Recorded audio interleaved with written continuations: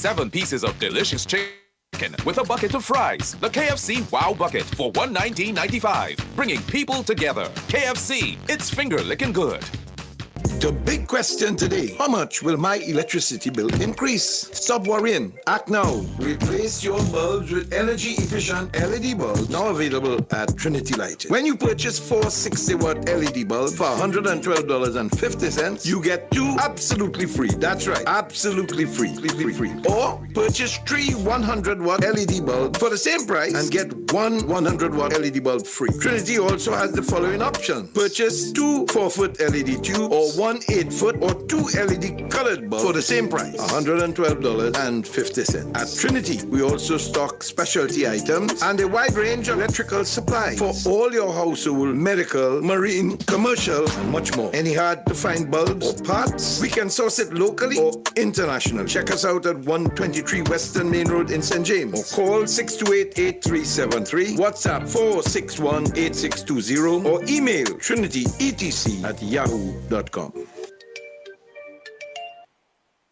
The ground report. The ground report. The government of Trinidad and Tobago is not closing down Petrotrin. The ground report. The ground report. I would think that there's been very clear that all the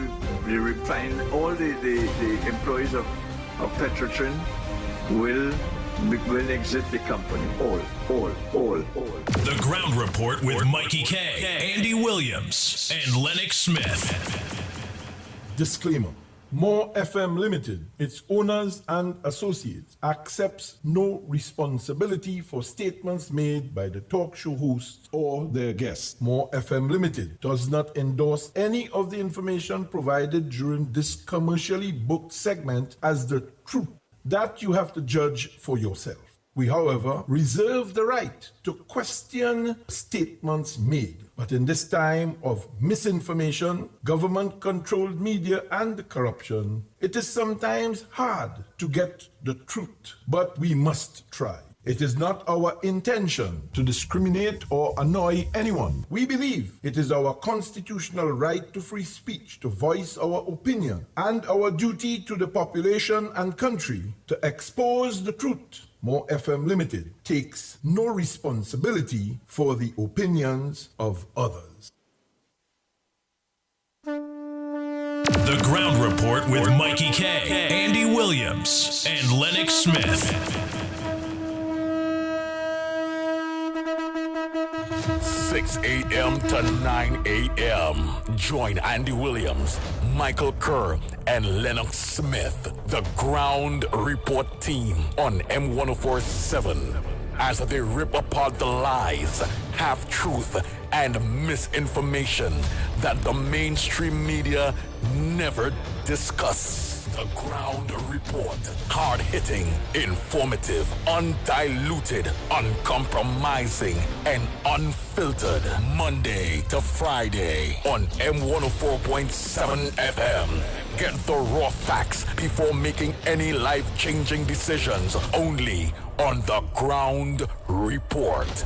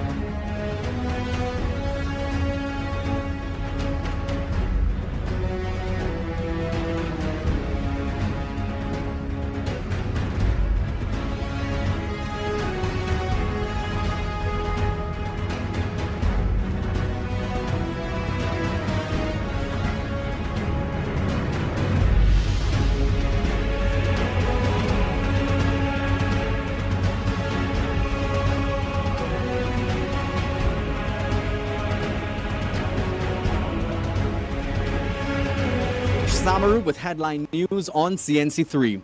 Education Minister Dr. Nan Gadsby-Dolly says she is ready to assist the Prime Minister with his plan to allow school-aged children from Caribbean islands affected by Hurricane Beryl into this country. This week, Dr. Keith Rowley posted on his social media page that these children can stay with their families in TNT over the next 2 months. Dr. Gadsby-Dolly said if their schools are not ready in the next 2 months, her ministry will try to accommodate them. Once the Prime Minister elaborates on his plan with us and we are clear, we are going to move forward to assist in any way possible. There may be a question of students remaining here to be able to go to school if that is a requirement, and once it is, then we will do what we can to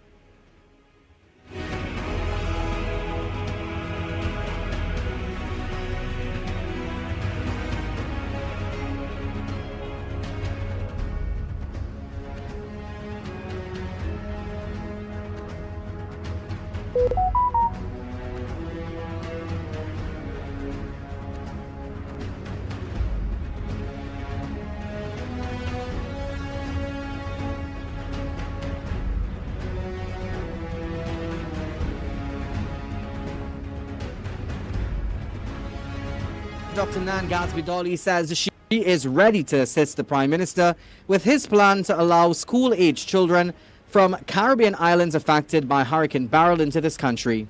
This week, Dr. Keith Rowley posted on his social media page that these children can stay with their families in TNT over the next 2 months. Dr. Gadsby-Dolly said if their schools are not ready in the next 2 months, her ministry will try to accommodate them.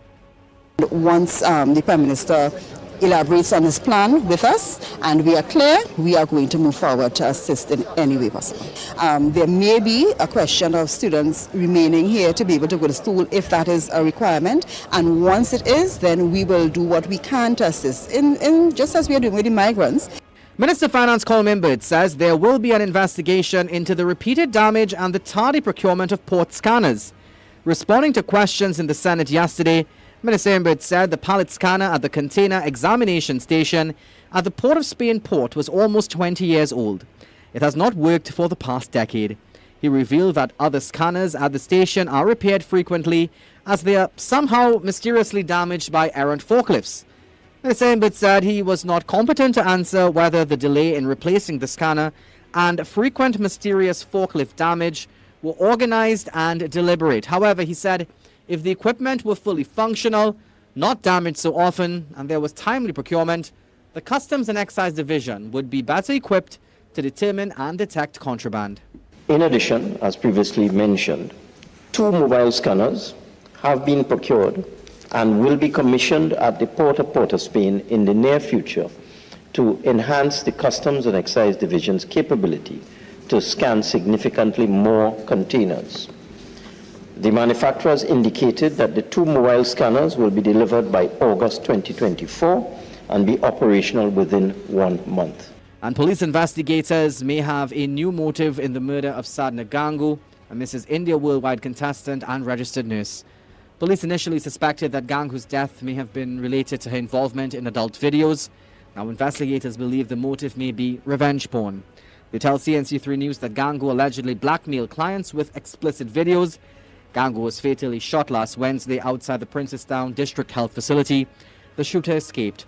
Police say several suspects have already been identified and interviewed, and there's no confirmation yet on when charges will be laid. Well, those were your 6 a.m. news headlines. We'll have another news update at the top of the hour.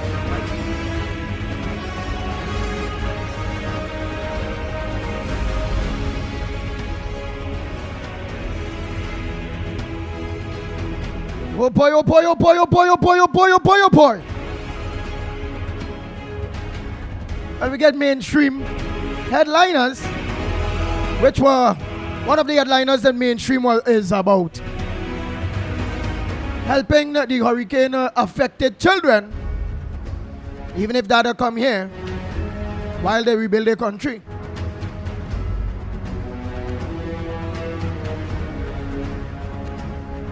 That is the godly thing.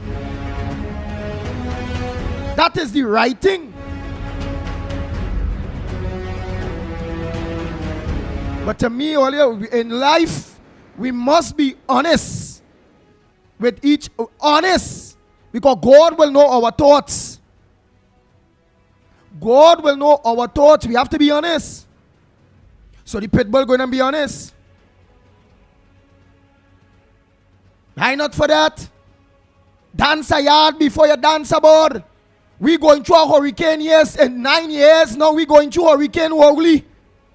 Category 10. Hurricane Rowley and the cabinet licking up and lick up everything. What last it have remained as our refinery and many other assets. They're licking it up. Clico had reached solvent stage. Them people still mash up Clico when Clico had proven to be solvent. Understand? My fellow Trinidad and Tobago citizens, children that going to school, Daphne Dolly, we need all here to help we to school opening back. Where the parents gonna get money for books, school shoes, uniform? Oh God, help Trinidad and Tobagonians that have been going through the Hurricane Rowley 9 years now, please now.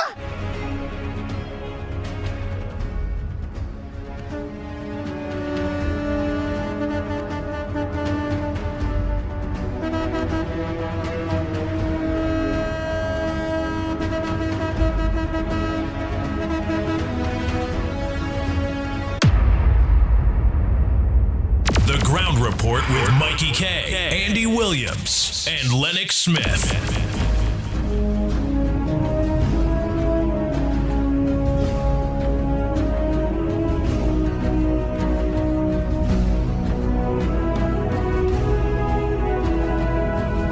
Oh boy, oh boy, oh boy, and just have to come to continue to beg for we.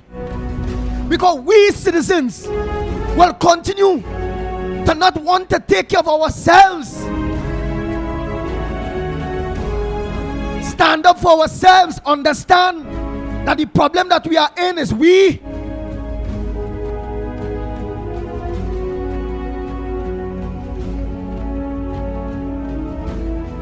The kind of self-help students here. But I want to dance abroad to help students out there. Our schools is in a mess, yeah. But I'm happy to bring people to organize and attend to our schools here.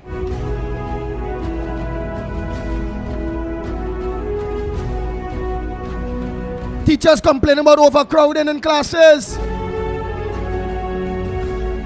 Plenty of the schools, the systems on them in order for people to be comfortable, not working good. But trying to win God. They're trying to get blessings for the wickedness that they do. All here we must talk the truth. Daphne and Rowley and them, their cheap way out after Hurricane Rowley, Daphne, Column and Bert, Category 10. How much of them have in cabinet? A Category 421. Lennox Smith, how much are people is having candidate? I want to give them a category, please.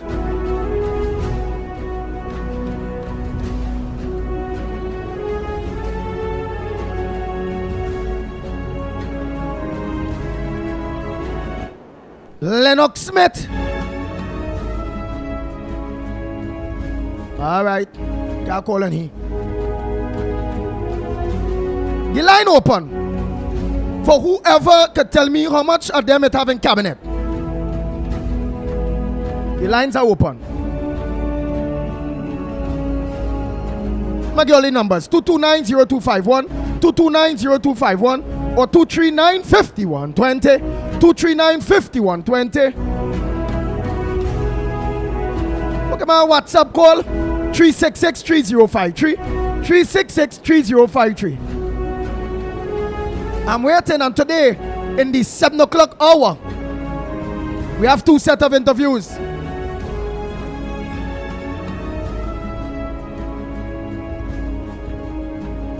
One will be dealing with Rai Ragbear and that whole issue, dealing with Toko Sandy Grande Valencia and the corporation being corrupt and the chairman being corrupt and all that kind of bacchanal thing that have Monroe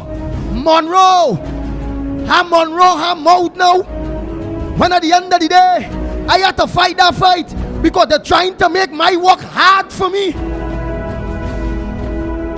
When I'm so close in capturing the people of Tocos and the Grande Valencia, them want to push it back further with their lies, propaganda to damage the image of Tocos and the Grande Corporation, which is controlled by the UNC. So it will send a message to the people in Tocos and the Grande Valencia, especially with the infighting, that don't stay PNM. No. All you can't stay PNM at all, because all you need to know the truth. Nice. Who called me to tell me how much of them in cabinet there? Morning. Morning, Andy. Andy for Grandy. Right, but wait, how much of them it have in cabinet? Oh, here what to do? Give me back a call because I want to finish my editorial and I don't want to get you off, right? I just want anybody that can tell me how much cabinet ministers it have under this PNM administration. That's what I need to know here. It's just the way the categories.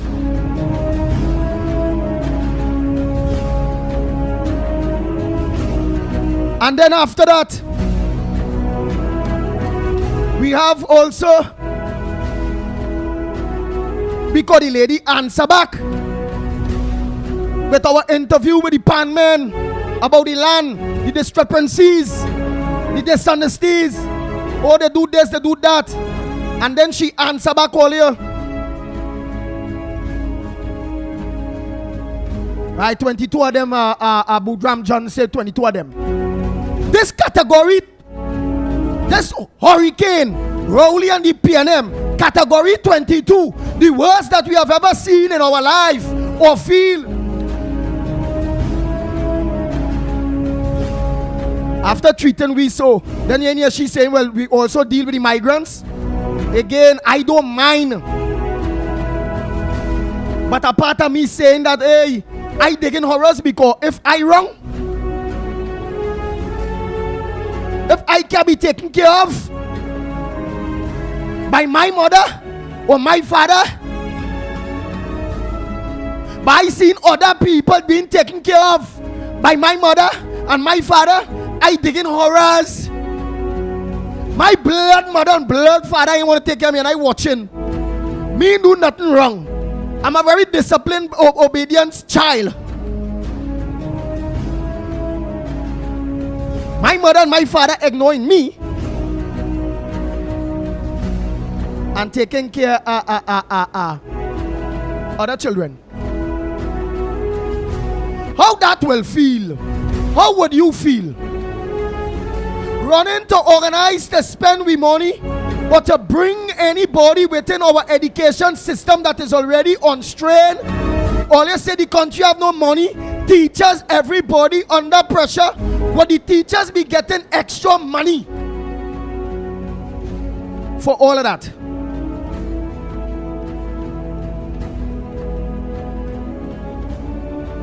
Understand only how I this think, you know. Rowley them and Daphne them only hear the yes, we willing to help. Guyana. No, we willing to help the people that St. Lucia. This one, that way, yeah, we willing to help. Just like how we helping migrant children.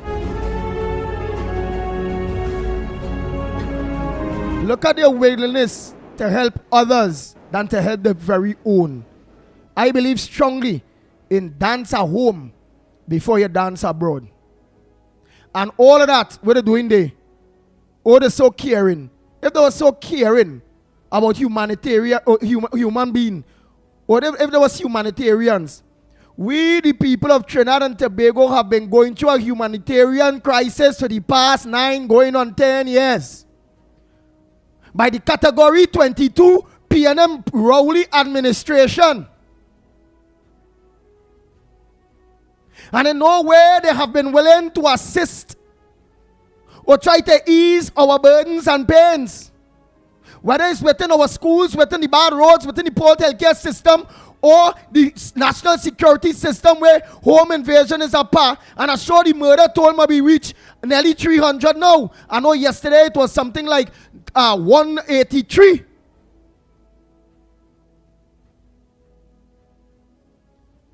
But all of that earlier is them trying to get blessings from God for the wickedness. That's like some people who thinking right now be bowling, but Andy is a humanitarian thing, but the devilish, you know. But all of a sudden they have a heart. It's a humanitarian thing. I can understand and sacrifice. They don't want to see about me. Let us see about these people now get damaged. Who you think need to see about the most, boy? Not the person who damaged the longest. Than the person who now get damaged. We Trinidad and Tobagonians have been damaged. Look how long, by nearly 9 years by a category 22 Rowley hurricane. By an earthquake, they say the scale. That's a 15 point something, by. That's what's going on here with we, all of them in there. I think the biggest earthquake ever recorded maybe 8, 7 or 8. We get double Rowley and the PNM. And if tomorrow an earthquake shake Jamaica, Rowley and the PNM, we're going to help send our children to our schools. Come, when they hear they get sick, yes, we don't mind. We don't have medication for our own people, but we go share it more. Even if it's 10,000 and you come in. Share in the medication. Share in the services. How much we have to take, boy? And some people going to say, well, Andy, you're not humanitarian. At least God knows the truth. It's not a matter of not being able, because I is a victim too. You is a victim too. All of us are victim too. And we don't want to play in the eyes of God. No hypocrite. It's a good thing for people to think like that. But are they like that? Well, you know why they're doing that? They like the devils and them out there. They don't like nobody but on a Sunday going to church. But they're going to church because that makes them feel good. That makes them feel godly. That makes them feel, well, hey, I'm par, but the wicked inside. It's the same thing what's going on with Rowley and them offer. Oh, humanitarian. Oh, this, oh, that. Yes, send them. Yes, we go help. But your people begging you for help. Look how long we begging you for help. We dropping a pothole in Tongue and we ending up in Barpaw. We reaching New York City from here. Warp Zone. Star Trek. So in order for them to build back some kind of godliness, or to feel good, or to get blessings, God ain't going to bless all the Rowley boy. Or they can bring all the migrants. Or they can spend all the money to help everybody. But don't help me. God know the truth all your heart. Where all you feel. What they doing there? God will say, oh my God, for all the wickedness I've been doing to my own. Look, there's a humanitarian. Look Daphne and Rowley, them thinking about children. All right, I go forgive them for killing all these people during the COVID. And have people taking injection. That don't want to, but was forced because they had the bread and butter to study. All they feel them lily think to make all they get forgiveness with the wickedness, all they do for the last 9 years or Rowley. All they can go kneel long and a greater with blood coming out all their knees. That can help fix what all they do. Because all they continue to do it. You know, can I help do it? If all they really had a change of heart, we'd see a change of policies, we'd see change in various things. We'd see the commitment. Like Toretto, like Basino Faso, a president, military president, young fella in the 30s. I like him. Still driving the old car.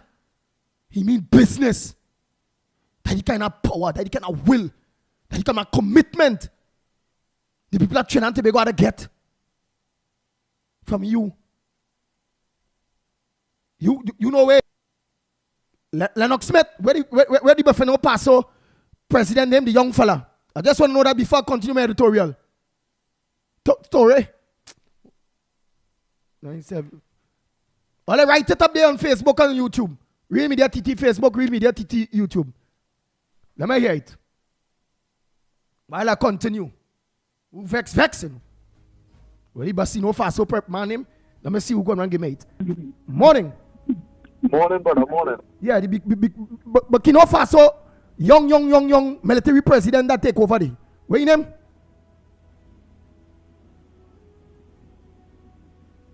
Hello? You're real breaking up. Somebody write today. Some Torre.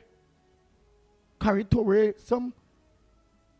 Well, you know who I'm talking about for those who will organize and also study geopolitics in black countries where black people always damaging their own self. Mashing up their own thing. So, whether Ole trying to show Ole has some kind of humanitarian part of you all for the outside people, Rowley, that can help. We know you all are not like that. But don't do with that. Don't put that kind of strain on me. Morning, caller. Morning, Andy. Morning. There's no one election around the corner. You know.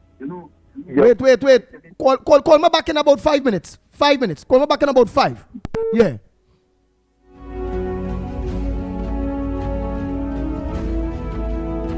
Like none only know they Burkina Faso president, a young military fella. Abraham Toure. Huh? Abraham Toure. Abraham Toure. Yeah. Right. Just give them a quick history there, Lennox Smith, for me, of Abraham Toure and why people right now is looking up at him when it comes to Burkina Faso and since he take over. Give them a quick idea for me because I want to organize even though briefly it is a military takeover really and supplanting the elected government, but the people they had agreed to give back the government by virtue of an election, and the people are now saying they don't want no elections. They want him to remain there because of the reforms that he would have implemented in the short time that he was there. People are very confident, comfortable, even though of course for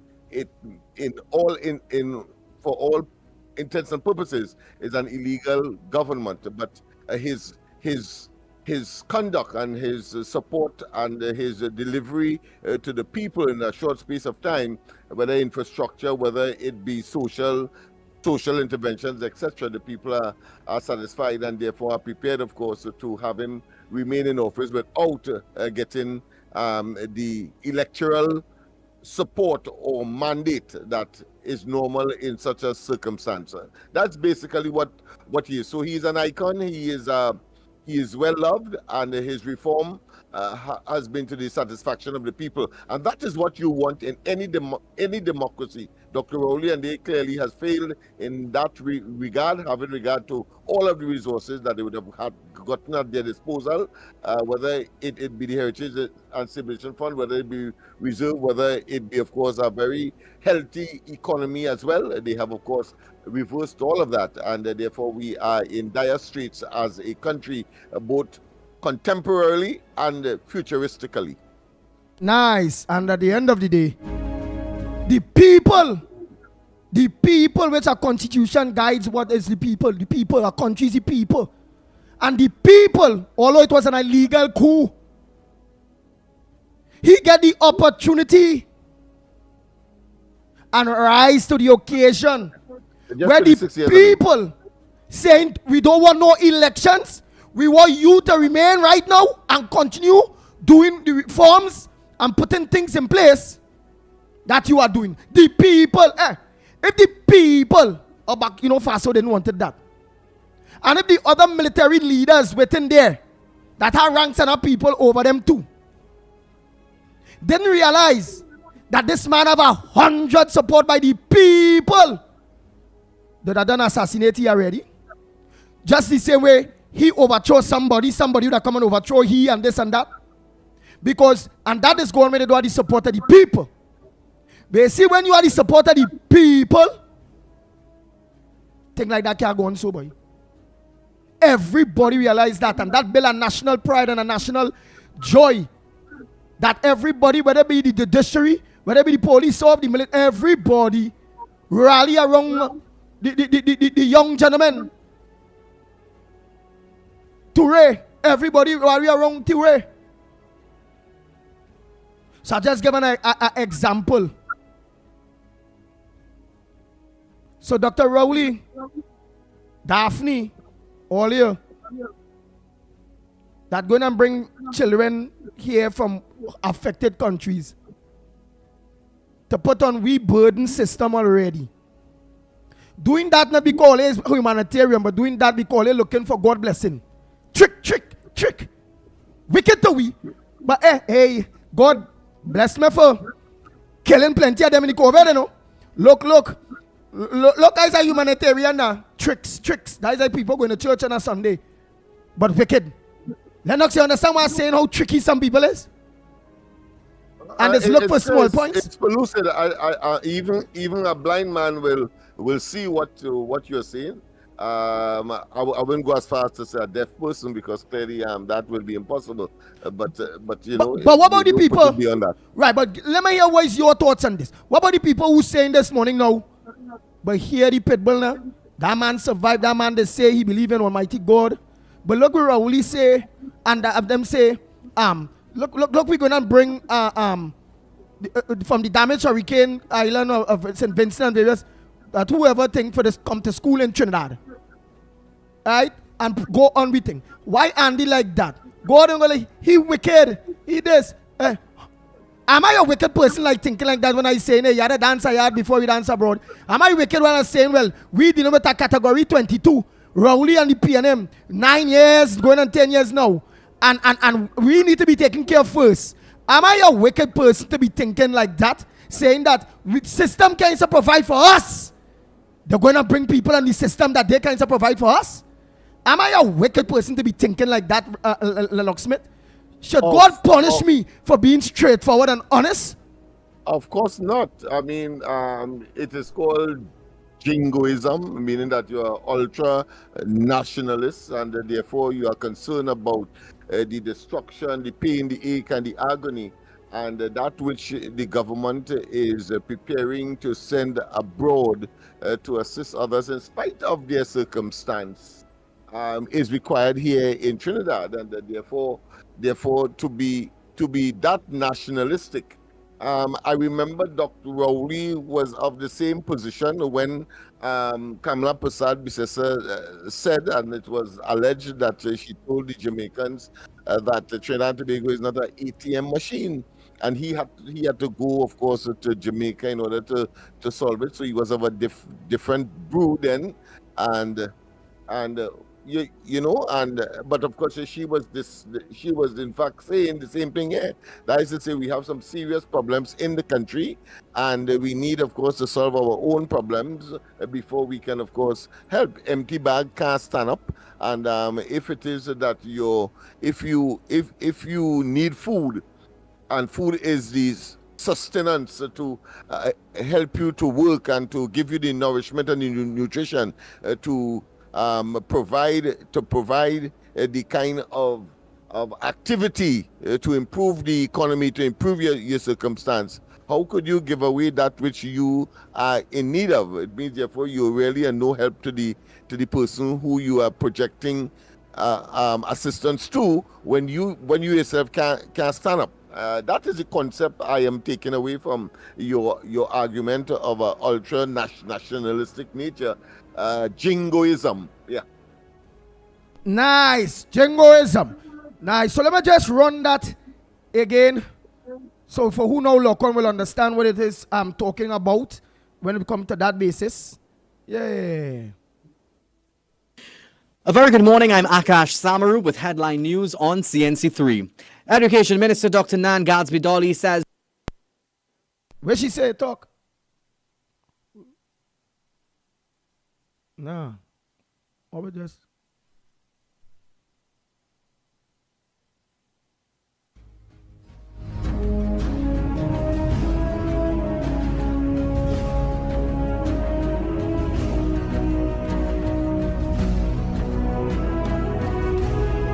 Very good morning. I'm Akash Samaru with headline news on CNC3.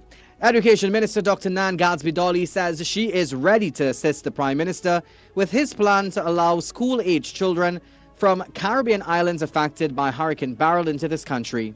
This week, Dr. Keith Rowley posted on his social media page that these children can stay with their families in TNT over the next 2 months.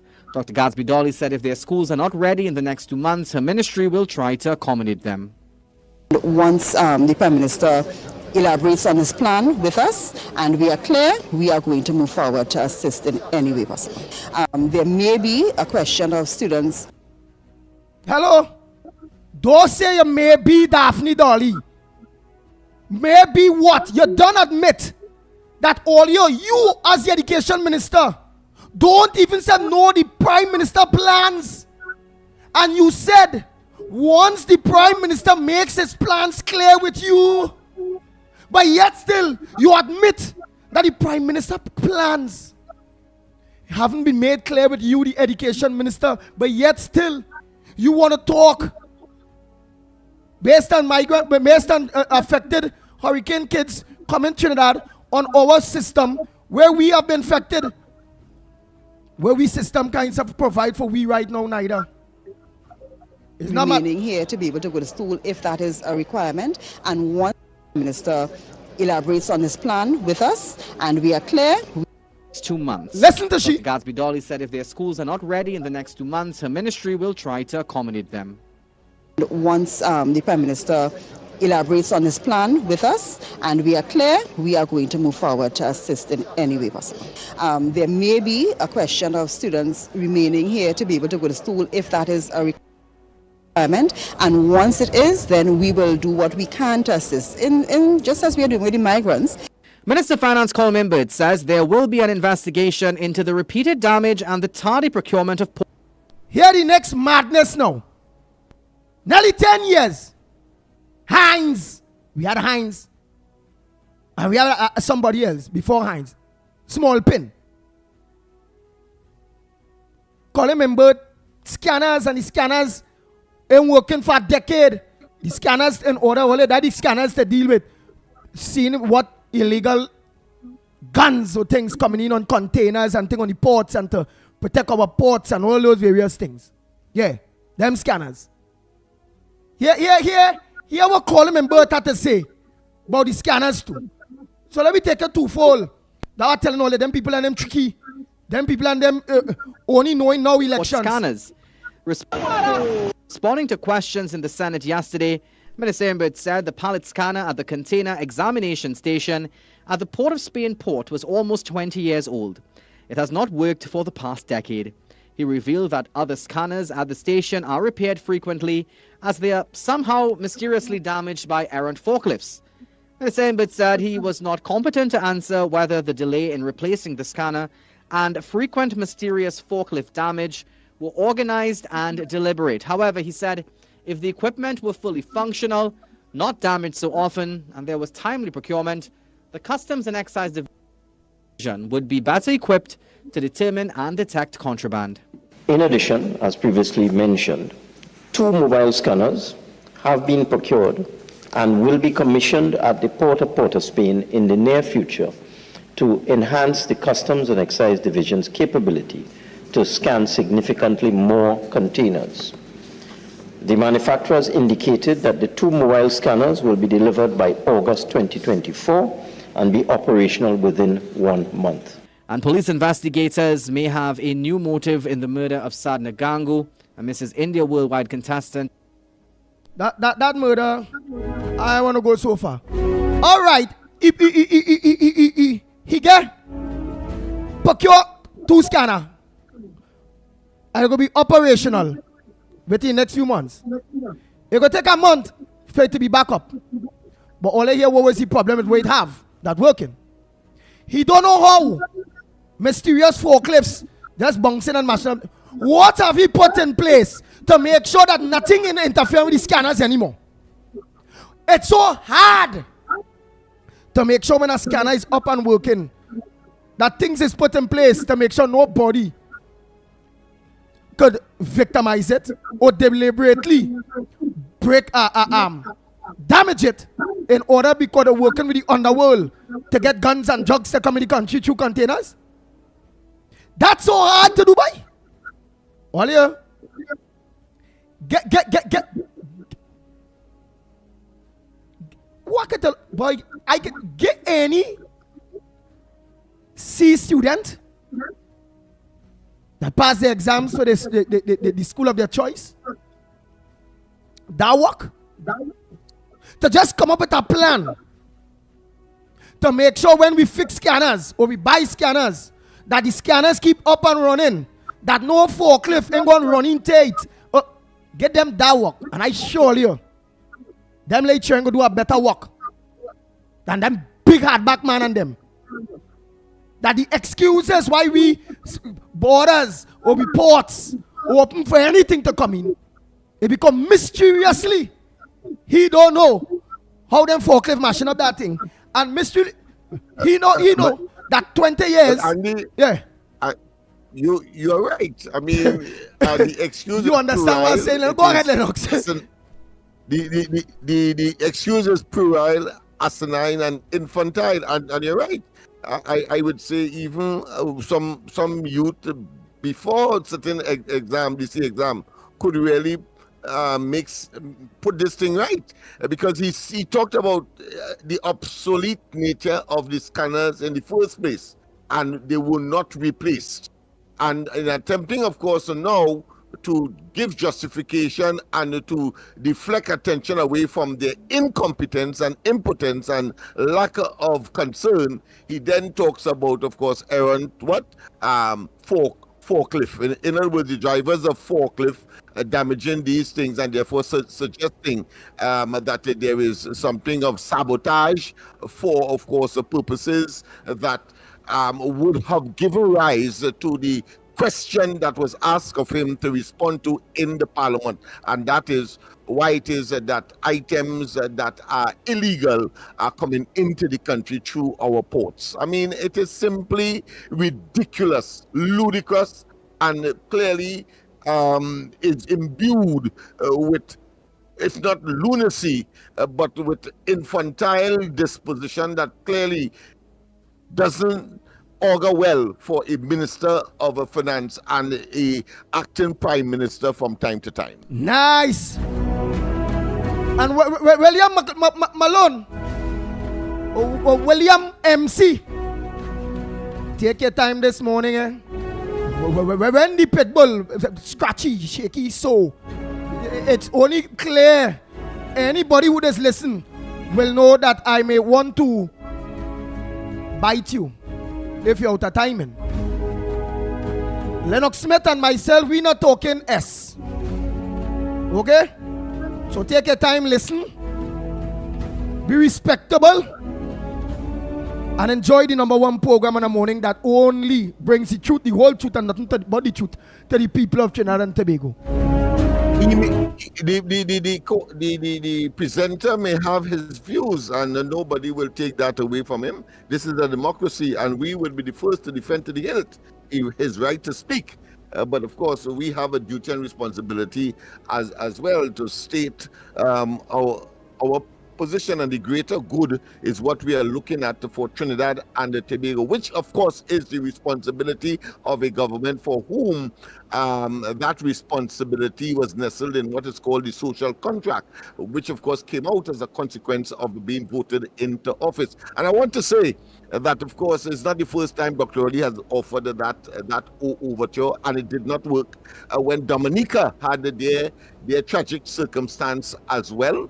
And they were invited here, but the considered conclusion has been that the people said that they would prefer to stay in their country and rebuild. Why would they want it, of course, to come to Trinidad for 3 months or 4 months or 2 weeks when that time could be better spent in picking up the pieces, so to speak, and mending their broken lives as a consequence of some what is considered to be tragic physical circumstance. Yeah, but what he want to bring them here to go to school, and our education system in a mess, right? And then let me see the people cheering. Come and get sick. Apart from that, I'm saying that the people I know, would but prefer not to come here. Right, but let me see the people, even if they do. Because it have me. Yeah. Right, they get sick. They get sick. I agree with you. They go to the hospital. What they gonna do? Face the same thing that we face, same way. Is that way it was. A month to get diagnosis of the child, how sick, however, and then how long they gotta wait for surgery? Unless they're going to get in front of the line than all of we Trinidad and Tobago citizens that paying our taxes. Unless it's that. But you have hit the nail on the head in terms of the underlying, the real ulterior motive, and that is, of course, to score cheaper political points off of such overtures to show the appear godly to be a humanitarian and of course an altruistic individual. Suddenly, it's the same thing that manifested itself with respect to the Venezuelans. Remember, after, of course, he had military exercises, he sent back, of course, on a military plane some 84 Venezuelans who we don't know if they have died or have been tortured, and a number of other things, including, of course, engaging the OAS and saying that he is not going to support the intervention that eventually was passed by the majority of OAS members, etc. And when he realized that he was under fire with the opposition in Venezuela and elsewhere, in both the region and outside, he then, of course, opened up our borders to anybody coming from Venezuela, and thus the crisis that we now have, when he could have just allocate a piece of land, as was done in Syria for refugees, allocate a piece of Caroni land, and of course put some makeshift tents, etc., as was done in Syria. Fence so and water. People don't become comfortable and feel that they are actual citizens of Trinidad and Tobago, as is the case today. And now we are feeling the whirlpool of challenges and difficulty, crime and criminality notwithstanding, apart from pressures on our social facilities, whether the hospitals, etc., etc. So we know what the purpose is. They don't like us to tell the truth, but we have no obligation to anyone else but the population of Trinidad and Tobago to let them know the level of beasts that we are dealing with, and that therefore it is not an altruistic or humanitarian gesture as you would want to think. No, it is deeper than that, and it is much more sinister. It's always for some political advantage. Nice. So now Trinidad and Tobago, I had to take a break and come back. It's 6 minutes past the hour of 7 o'clock. And you're listening to the Ground Report. When we come back, we're going to deal with the first item on the agenda this morning, which is the Pan Man and their land. The land, Pan Trimbago, the national instrument, and all your Pan Man, band members, all your managers, all you need to stand up and fight for what is all your own. Don't jut back and let people fight for all you. All you want, all your land for the gas station. All you want, all your land for the chrome business, the chrome thing. I just had to go back to my phone and I go know all your land was supposed to be to do. And for conference center and many other things. Lo and behold, under ticklish circumstance, land that was given to you all by a former government and a deceased Prime Minister Basdio Pandey happened to be signed to you all, and all of a sudden, mysteriously, the president of Pan Trimbago, Beverly, a Tobagonian that lives in Tobago, I think I stand to be corrected, just ups and get back P&M, all your land, to give it away with some extras for Indian businessman. Lord, if it was Kamala Prasad, Bisesa did that, Pan men would have been beaten, she with a pan. All you understand, we're coming back to deal with this. This is what we're coming back to deal with. Miss Beverly Ramsey Moore, Pantrin Bego, your land for the PAN, our national instrument. I asked you a question in a joint select committee on foreign affairs, but as everything in the parliament, they always try to rush and hush up the opposition. But I managed to get a question to you about the land that was given by Bastille Pandey for the PAN fraternity, 13 acres. And the building, how could it be given away? Who was Keith Christopher Rowley to say that he given it away to an Indian businessman to do a cricket academy when we have the Brian Lara Cricket Academy, the most expensive academy in the world that teaches nobody anything about cricket. And you, in a joint select committee, when asked by me, Beverly Ramsey Moore, I asked you, if your membership was consulted with, if it was a decision from the membership of Pantrin Bego, and you said yes, the members were consulted. Well, I listened to the ground report this morning, and Gulston, former president, and Fuad Abubakar, member of Pantrin Bego, says that there was no constitutional discussion or consultation about that you took it upon yourself to give the government and to negotiate with Rowley and the PNM to give away Pantrin Bego land, to give away Panman land, to give away the people land that was given to the people of the national instrument, 13 acres. I heard on the ground report this morning that your term was duly extended by a raise of hands, by a motion moved by some Mr. Williams in a meeting.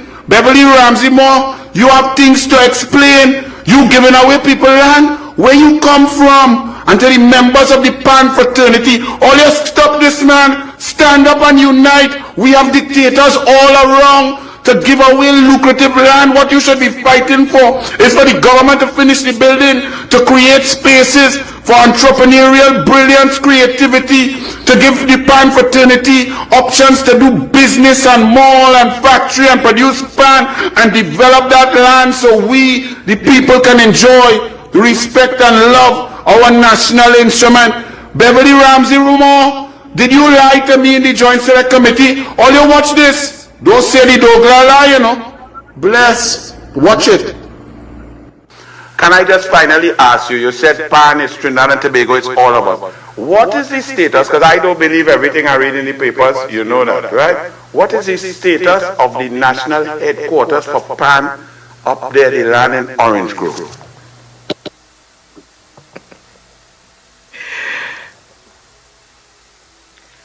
That land has been given to Pantrin Bego over the last 23 years. And the building that is there now, based on the reports that I have read, the integrity is compromised, so it's not good.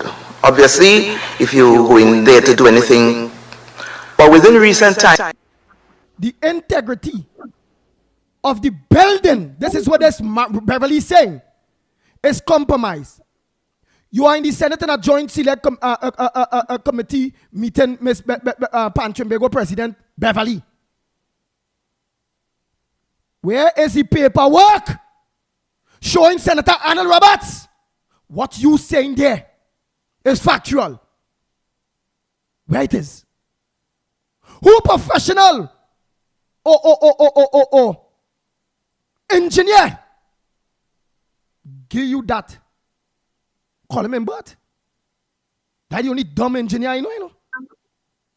Let's call him. But you understand why I say Lennox? Not, Andy, even if it is so or not, the structural integrity of the facility had nothing to do with the land. That could be remedied, because remember, the same was applied to the Brian Lara Stadium. The structural integrity of the pavilion was one where they say that steel bolts were not well secured, etc. And today, of course, it is being used as a cricketing, should I say, facility. But the last match, I want to make the point, but the last match between Afghanistan and Australia, they criticized the facility, they criticized the pitch. They say that pitch in even make for, when those are my words, for win ball cricket. That is to tell you how they badly criticize that pitch. And we want to know, I would want to know what is the cost to the taxpayers to cause these matches to be played there when we have, of course, the Queen's Park Oval, historic and otherwise pristine and iconic, languishing there. Whilst, of course, the government is prepared to spend our money to have matches played at the Brian Lara, simply, of course, to manifest a propaganda that, of course, that is a premier facility for cricket. Nice. That is what is happening with this government. Wicked. Let's finish here, Trinidad and Tobago, because I want to take that break and come back to go to, because she answered back Arnold Roberts. Let me by the meanwhile, I can't do too much by the same time. Let me send that to Lennox Smith real quick while displaying. So you will deal with the answer back. She answered them back. She answered back Arnold Roberts yesterday self after he talked. She answered him back. All right. Yeah. Send it. I'll do the editing. She have a big mouth. You answer him back like a fly one time. This is it. You should have been thinking and clicking quick so. When it was just getting away the people's hands. I thought she would have answered us because we did try to contact her, and if she is so bravado, for want of a better term, then I would have expected that she would have bit the bullet, pardon the pun, but in order to tell the population off the cuff as to why that decision was made and whether it was in the best interest of the Pan fraternity. The pieces that I've seen, which you'll be getting, I'm not a liar. Beverly Ramsey Moore. Anil, whatever your name is, you see Big Mouth, whatever your name is, oh God, she bad. In a cloistered, let's say, environment where no one can challenge. But if she had answered the phone yesterday, so we know that she's a coward because she could talk that talk. Right, you get it. In her own domain. You get it. Where the conditions are subjected to her conditionalities. Nice. But off the cuff, like yesterday, when she had to answer, we only hearing calls unanswerable. Nice. She get it. So look, you get it there too. Let's finish here. Let's finish here because we want to take that break and then come back with them Pan members now, because she's saying that some of them there who we had interview is not members of Pan Trinbago, but Fad Abubakar, he's a member, but he was suspended. It was supposed to have a disciplinary committee put in place in order for it to go through, because he must be disciplined first before he could come off a suspension. Ms. Ramsey Modem never put that disciplining committee in place yet. He up to now. Understand how bad it is in Pan Trinbago, you know. Let me finish here this now. Let me finish. Watch it. Can I just finally ask you, you said Pan is Trinidad and Tobago, it's all about. What is the status, because I don't believe everything I read in the papers, you know that, right? What is the status of the national headquarters for Pan up there, the land in Orange Grove?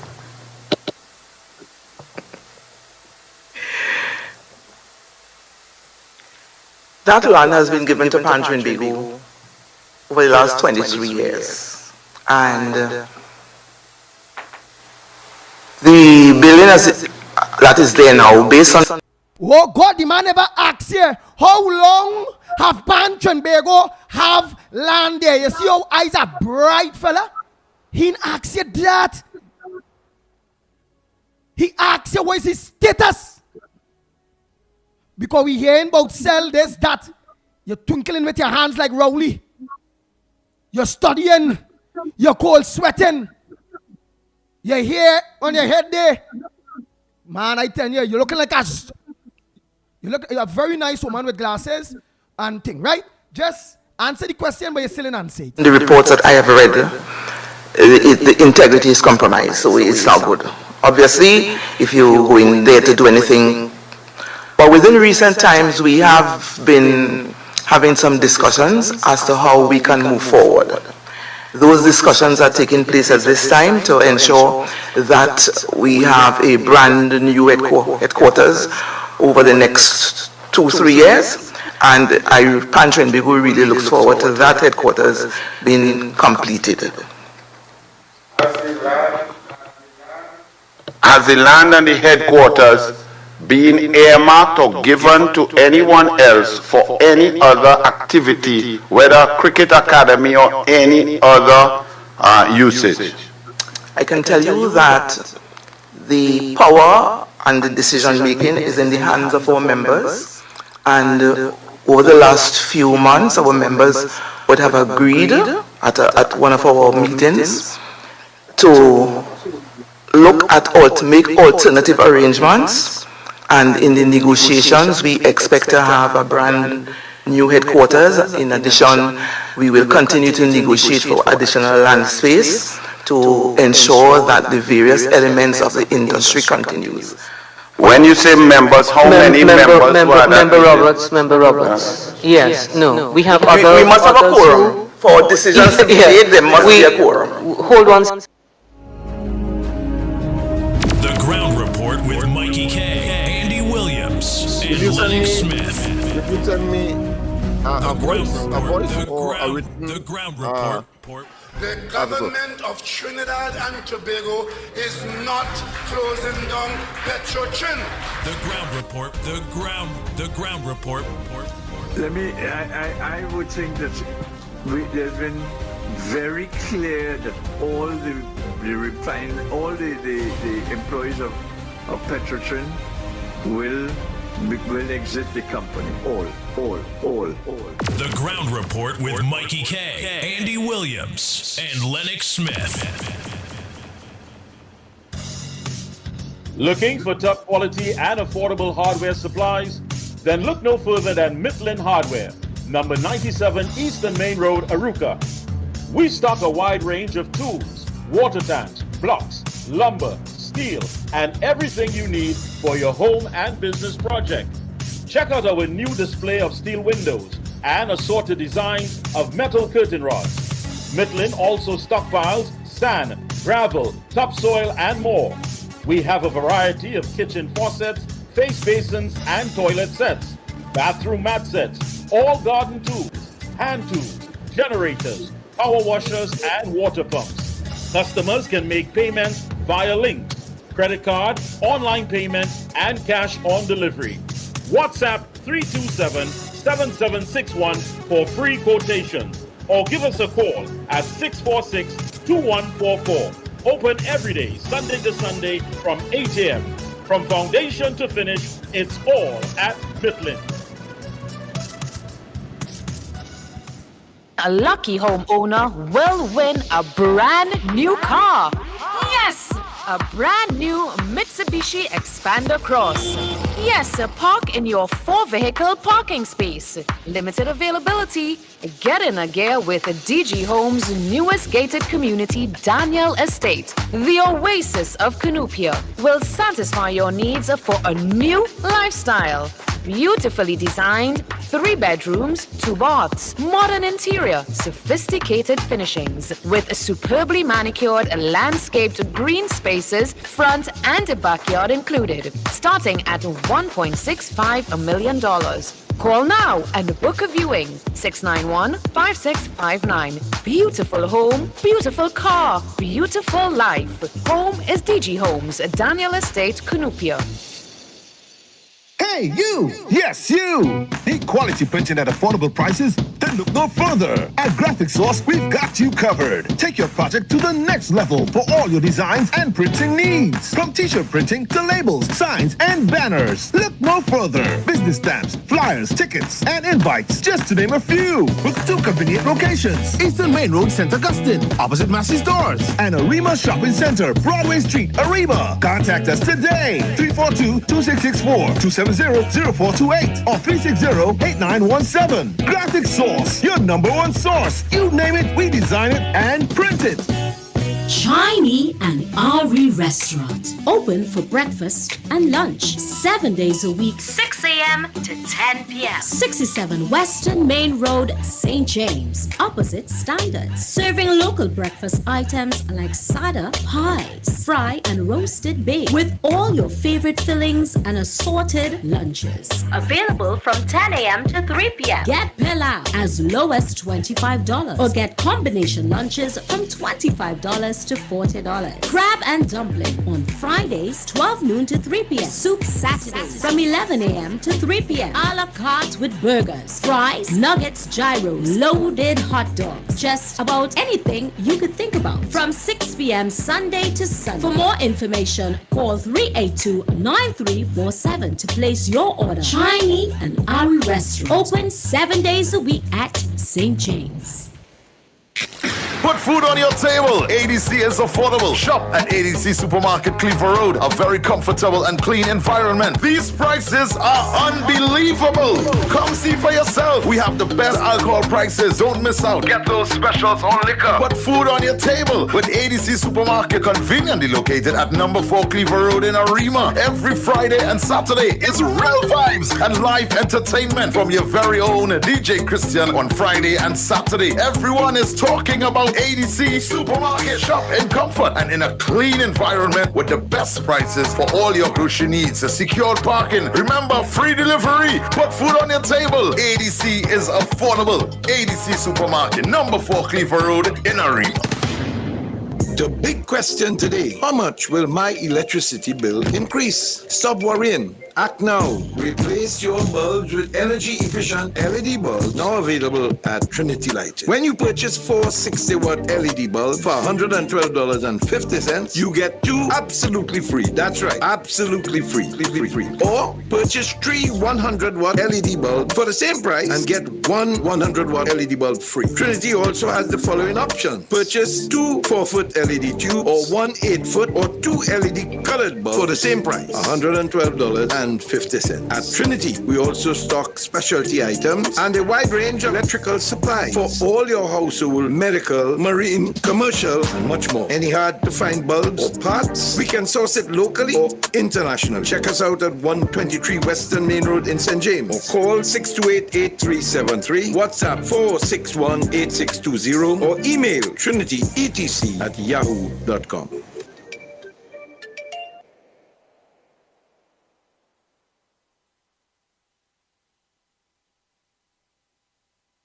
Yes, indeed. Of course, we are back. Our apology for that slight delay in responding. And of course, on the dead air, as we say in the radio world.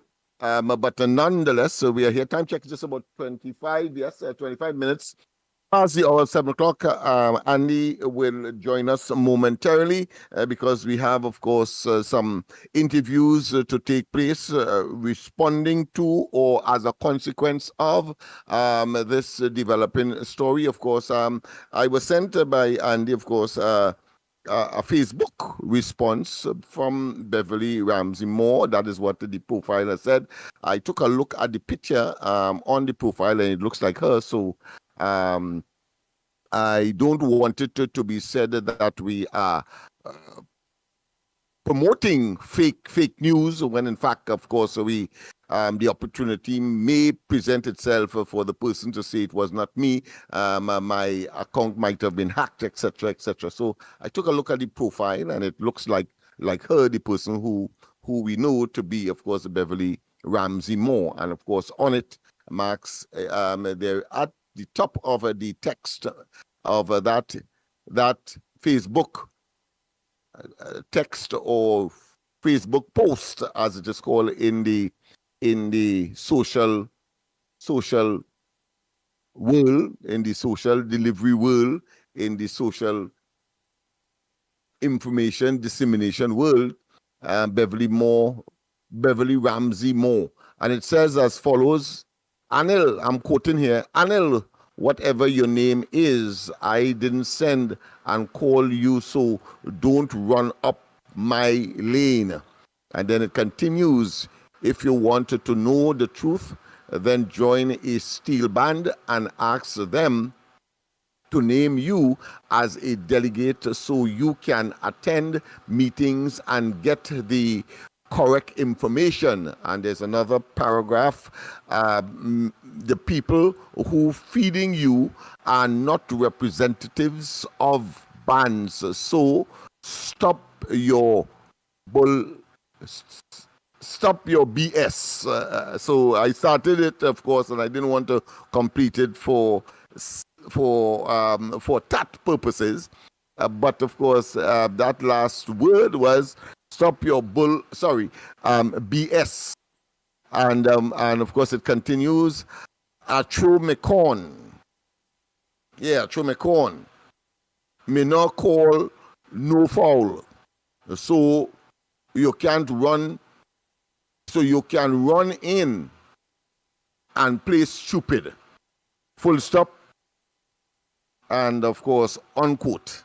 So that is what the response is by Beverly Moore, a poster that was sent.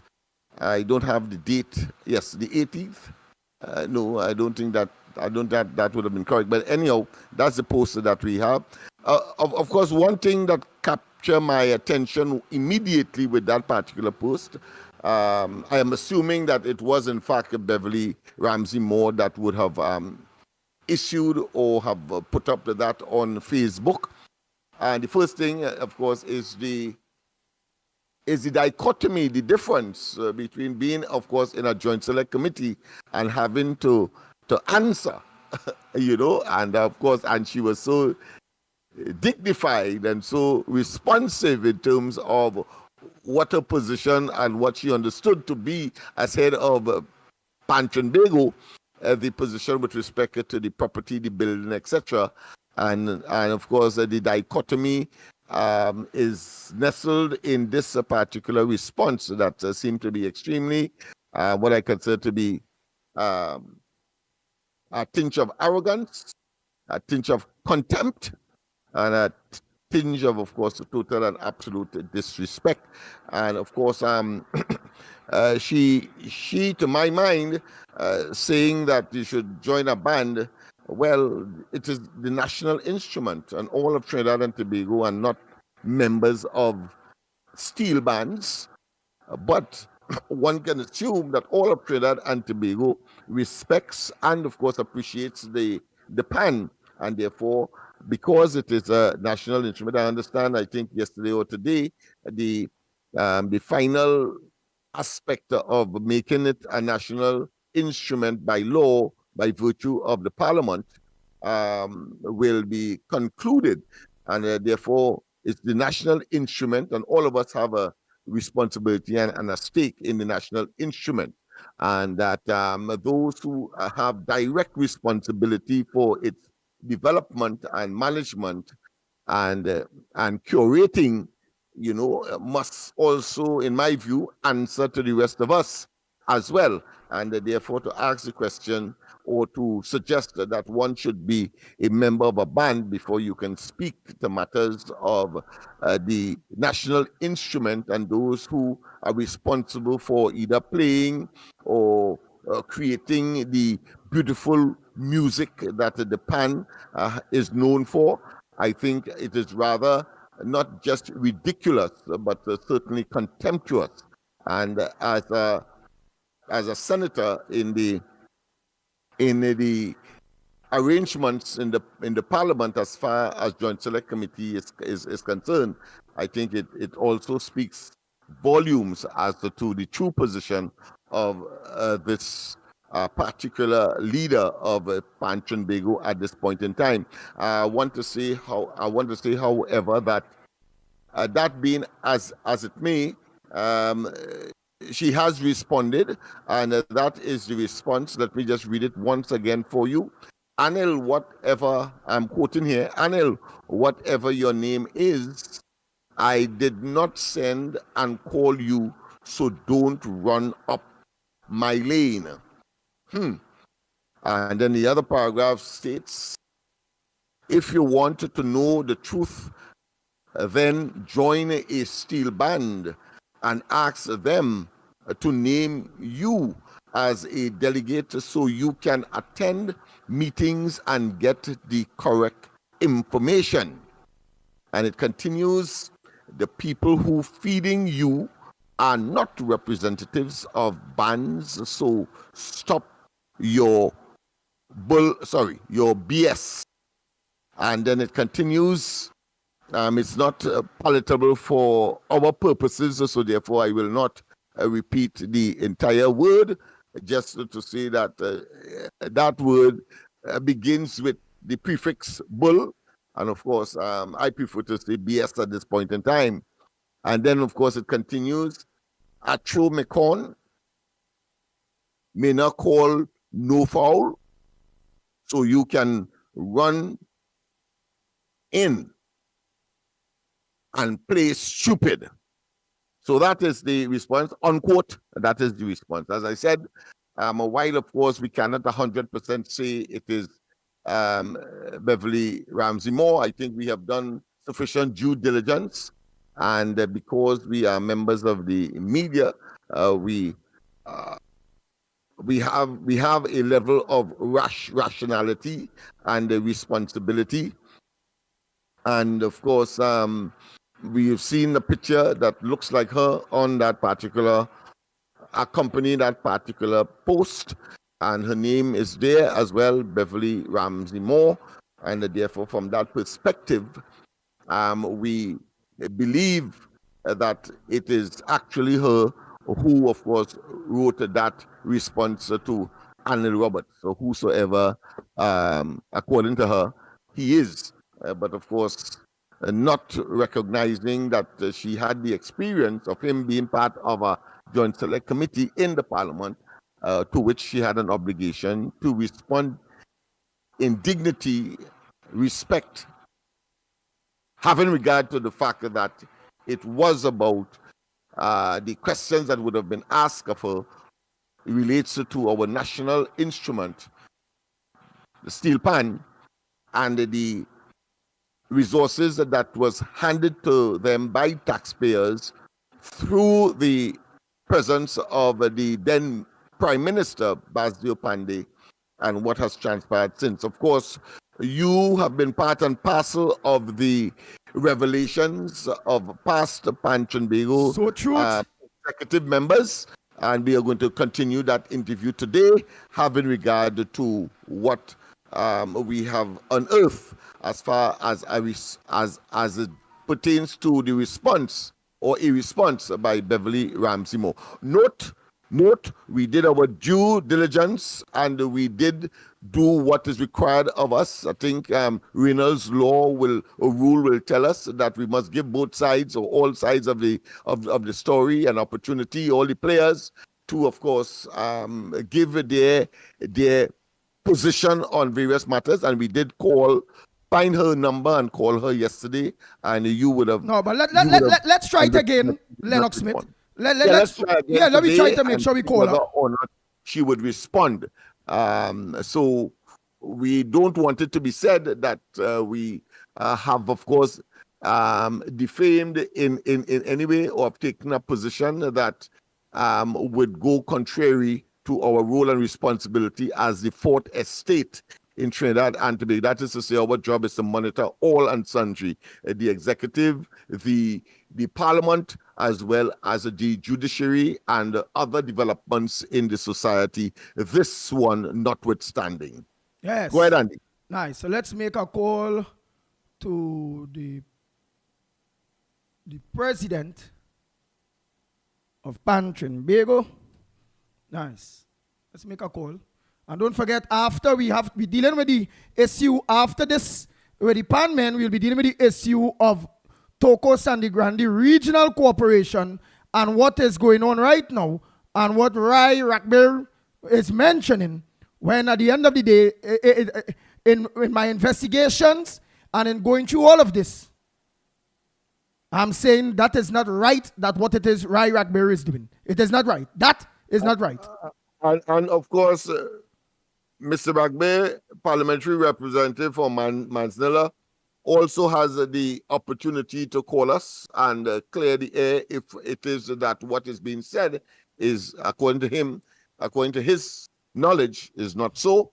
But that is the duty and responsibility that we have to play, to be the middleman, to be the conveyors of that which is happening in the society for a better society ultimately. That is the objective of the ground report. Trinidad and Tobago, the president's phone is ringing.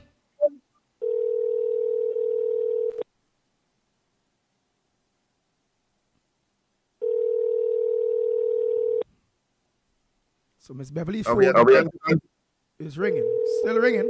To the president of Trinidad and Tobago, Beverly Ramsey Moore. The voicemail box of 1-86835. All right, let me just ring again. Let me ring it again. Trinidad and Tobago. Hey, let me say a pleasant good morning to the doctor up there in Arima. Doc, always lock on. Tell Ian I say morning too. Oh boy, let's ring her back again. Beverly.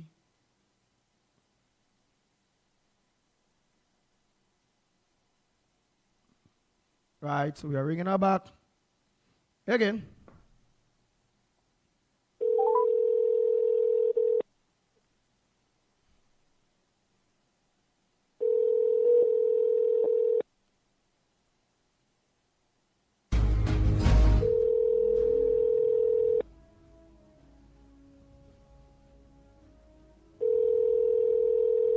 All right, I'm just looking for some advice.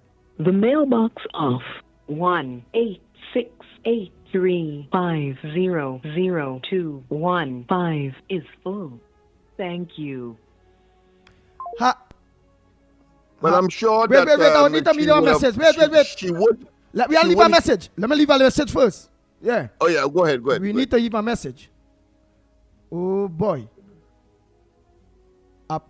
Let me just leave that message. Let me make sure again that I don't know if the voice note 10 minutes, so let me just ring she back again and at least leave a message to her. That it was just advised now, Lennox Smith. Just advised. Oh, yes. We did what we have to do, or what we had to do. Right, and if it is the voice notes in up, it was now advised again, text her. But make sure and text her, leave a message.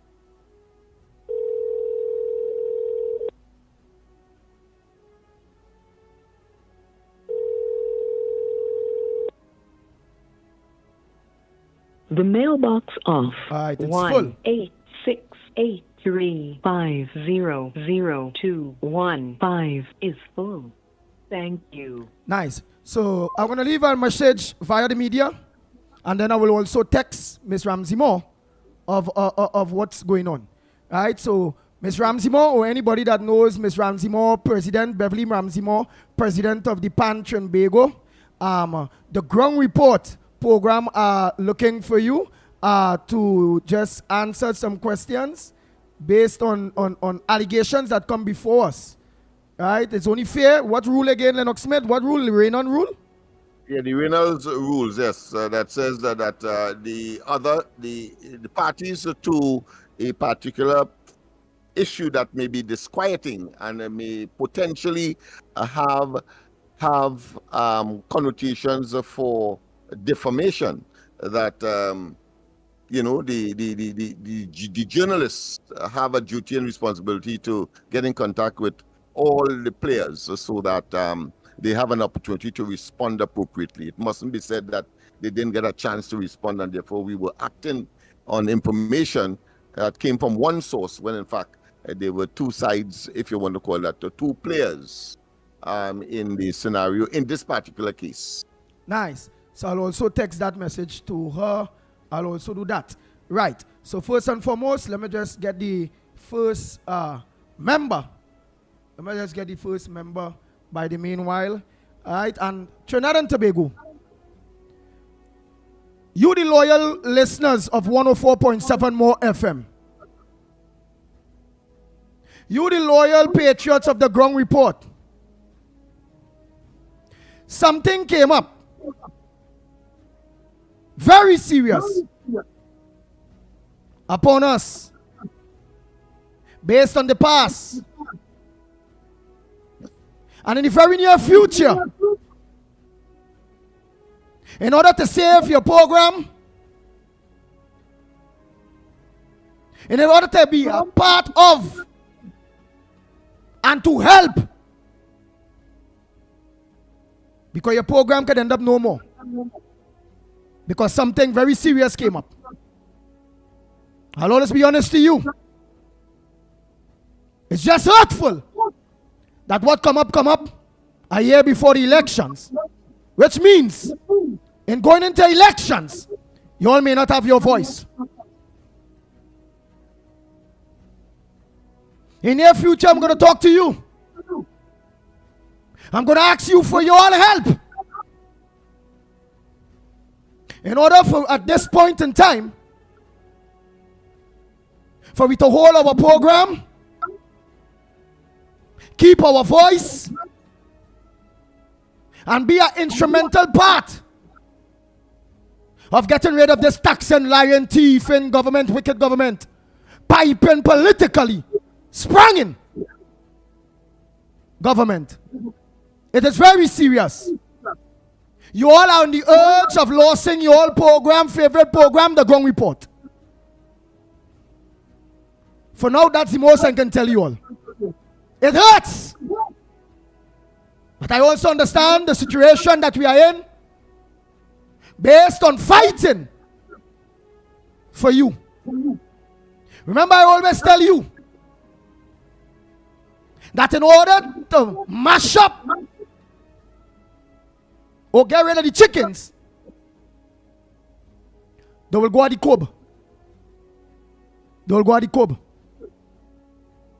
With no cob, it carry 3 chickens in here. Wow. Wow. Always remember, in a struggle, things happen and things go in a way where you don't want it to, but it do. After all these years, a flea come back to bite we. That's the most I will tell you, the people of Trinidad and Tobago, for now. But your assistance will be unneeded. Because I would love to be on air. I would love the Ground Report to be on air going into the next general elections. And I'm sure each and every one of you will agree with that. God is good. Where there is a will, there is a way. Hope will always be hope. Courage will always be courage. And so long as you all want something, don't ever leave room to give up. Without a ticket, there's no chance. But while that is have to be dealt with very soon, we have to continue to do our work, which we are doing here and which we are famous of, which is this: fight for you, fight for the right thing. So right now we're on pan, then we're going on our next thing right after. Okay? Wow. Your studio people on radio are hurting, you know. Oh God, boy. But you have to keep the strength. Keep strong. And if I can lead by example, well, I can't ask you all to do something that I can't do myself. Okay? Nice.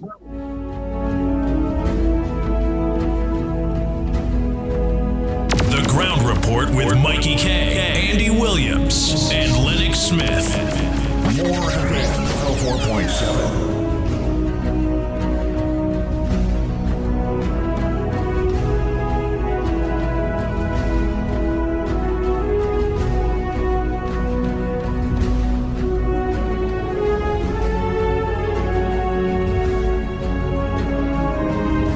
Oh boy, Lennox just talk by the time there. Let me just get these members. Yes, indeed. Of course, that statement, people, that last statement by Andy, is designed for preparatory purposes. And, we hold no grudge or we hold no biases. We always act in the public's interests.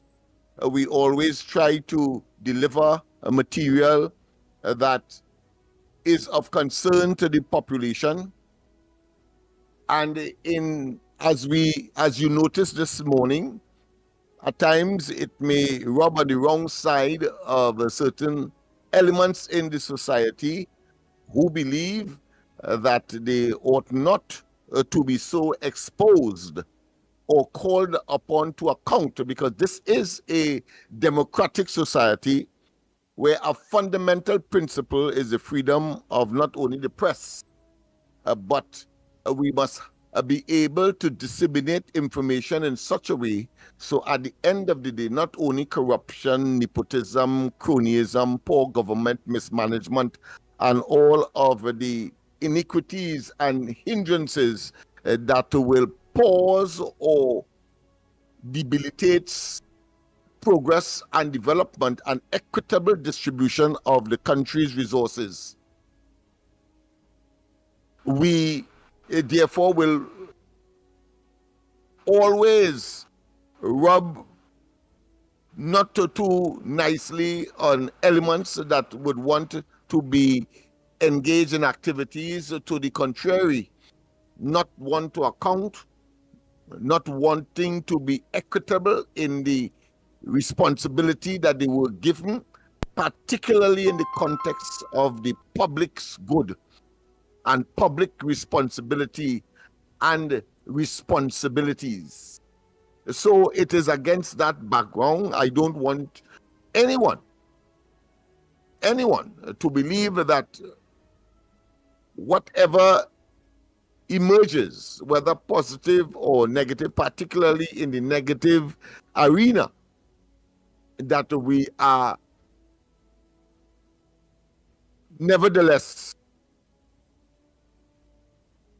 uncommitted or non-committal to that responsibility of making Trinidad and Tobago, contributing to making Trinidad and Tobago the best it can be, particularly in the sphere of those who are vulnerable and susceptible to the high-handedness and the iniquities and the arrogance and contempt of those who would have been given public office and utilizing public resources, taxpayers' resources, in order to pursue their personal aggrandizement and agenda. And we must stand idly by and allow that to happen to the detriment of the development of Trinidad and Tobago. No way. No way. Our DNA is one that somehow that they can do so with impunity. We say no. This is a democracy government by the people, of the people, and for the people, and therefore they must understand that and respond appropriately to the will of the people. That being as it may, Andy, you got to contact? Yes. I have two so far. Just 3 more to call. Hold on. Okay.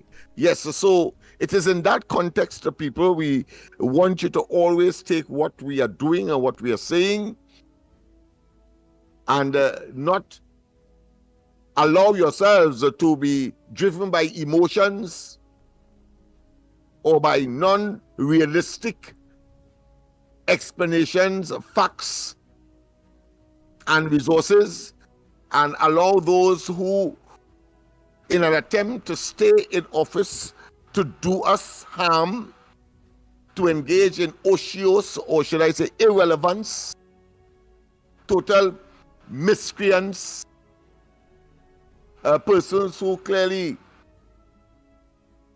engage in malfeasance and misfeasance, those who are prepared, of course, to sacrifice our children and our children's children and the current generations in order to get more than the fair share of the resources of the country, promoting mediocrity as we are seeing unfolding at this time, rather than meritocracy, which could get us nowhere, but find ourselves like Somalia, or indeed God forbid, as that of Haiti, or as Mikey would say, going to hell in a gasoline-soaked paper bag.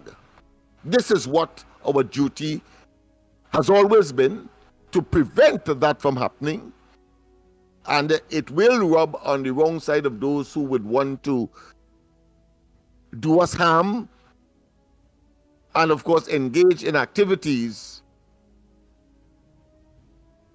for which they were not assigned by the population, whether by way of the electoral process, by way of the office that they would have held by their own volition or otherwise.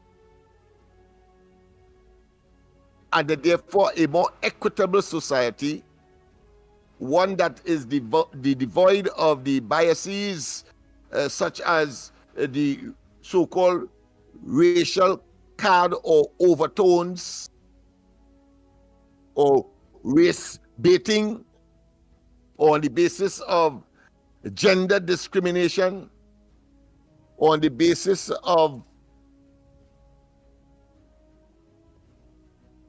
economic position or professional standing.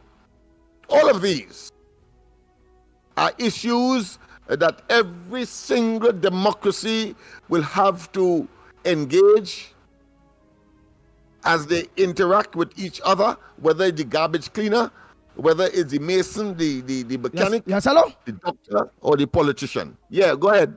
You ready? You leave a message after the Yeah, what we will do? When you're finished, we will just go with what we have for now. We'll right. go with what we have. Okay. They know who they are. All I have to do is call the phone direct, and I will conference you all onto the call, because it's trying to get everybody on the same line, which will take a little while, and calling some phone. Yeah, will consume a lot of time, and right. So the other members, just now Lennox, the other members, please call the two other people that's supposed to be a part of it, which is Motong.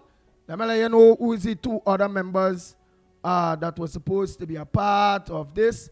I hope the one who was there in the meeting the day when that whole thing that will be able to give clarifications to you, the people of Trinidad and Tobago, what took place in the negotiations and in that meeting that she's saying who is not member and who was there and who wasn't there.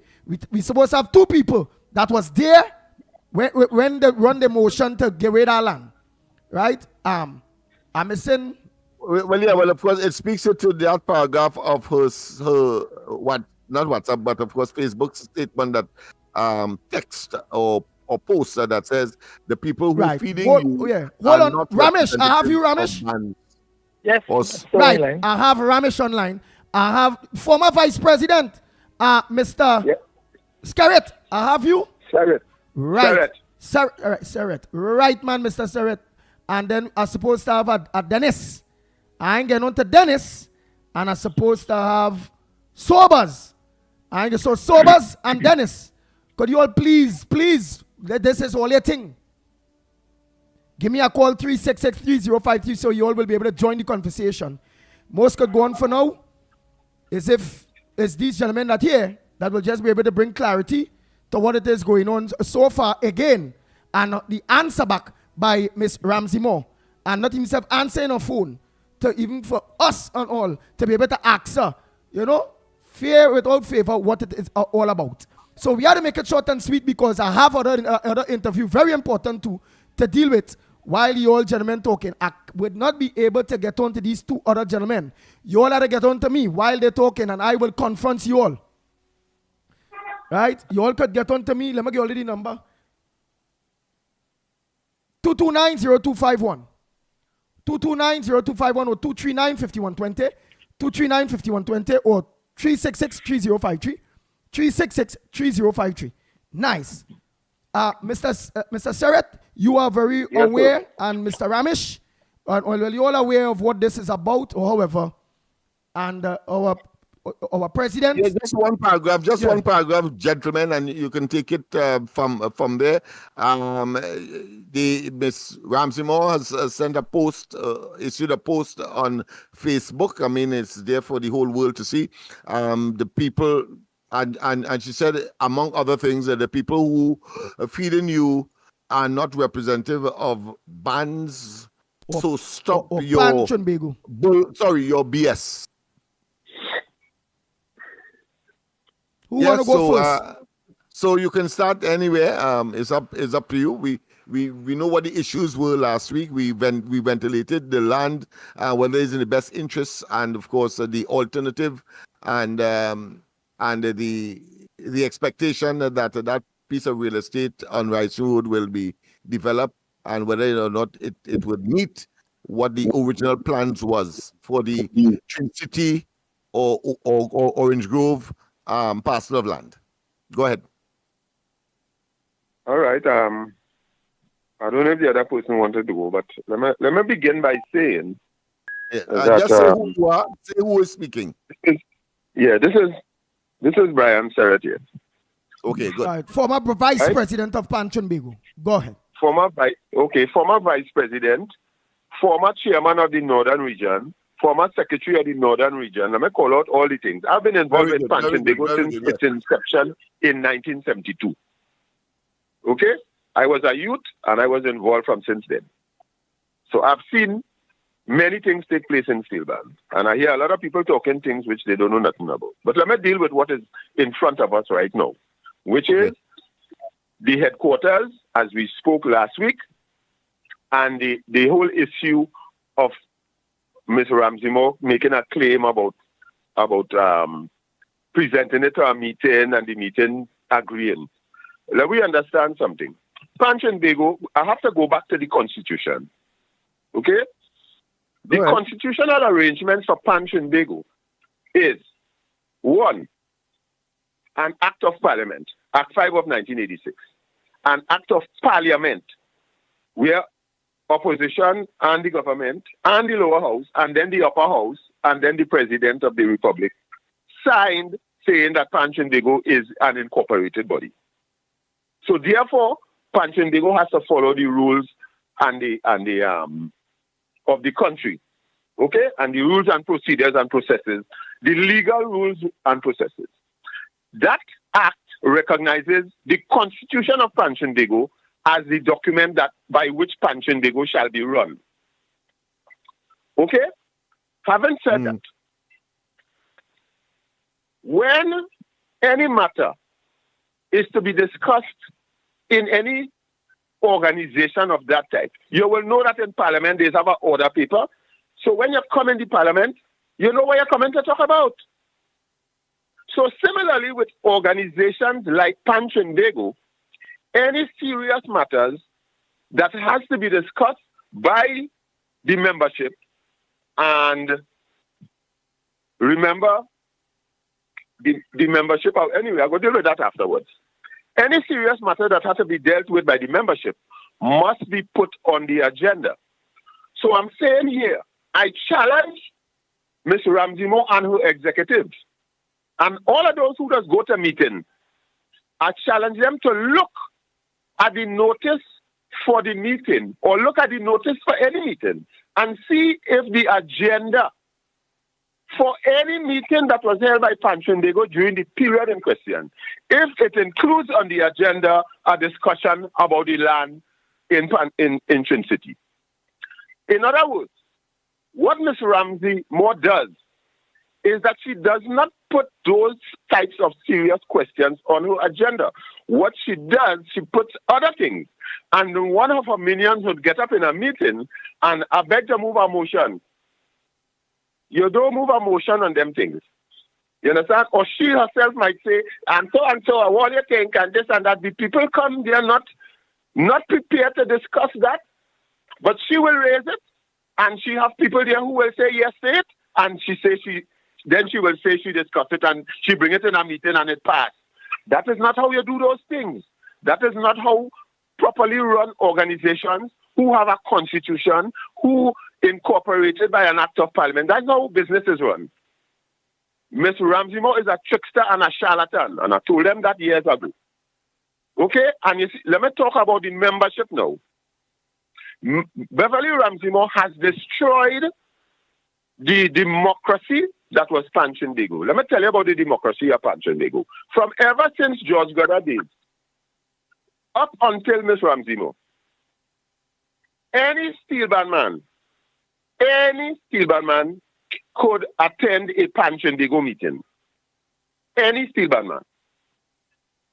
But you go, when a meeting is called, you go as a delegate or you go as an observer. So if a band wants to bring 8 members, 4 members, 3 members in a Panchenbego meeting for them to be aware of how meetings are kept, what discussions are held, or even if one of them wants to talk, they come to the meeting, they sign.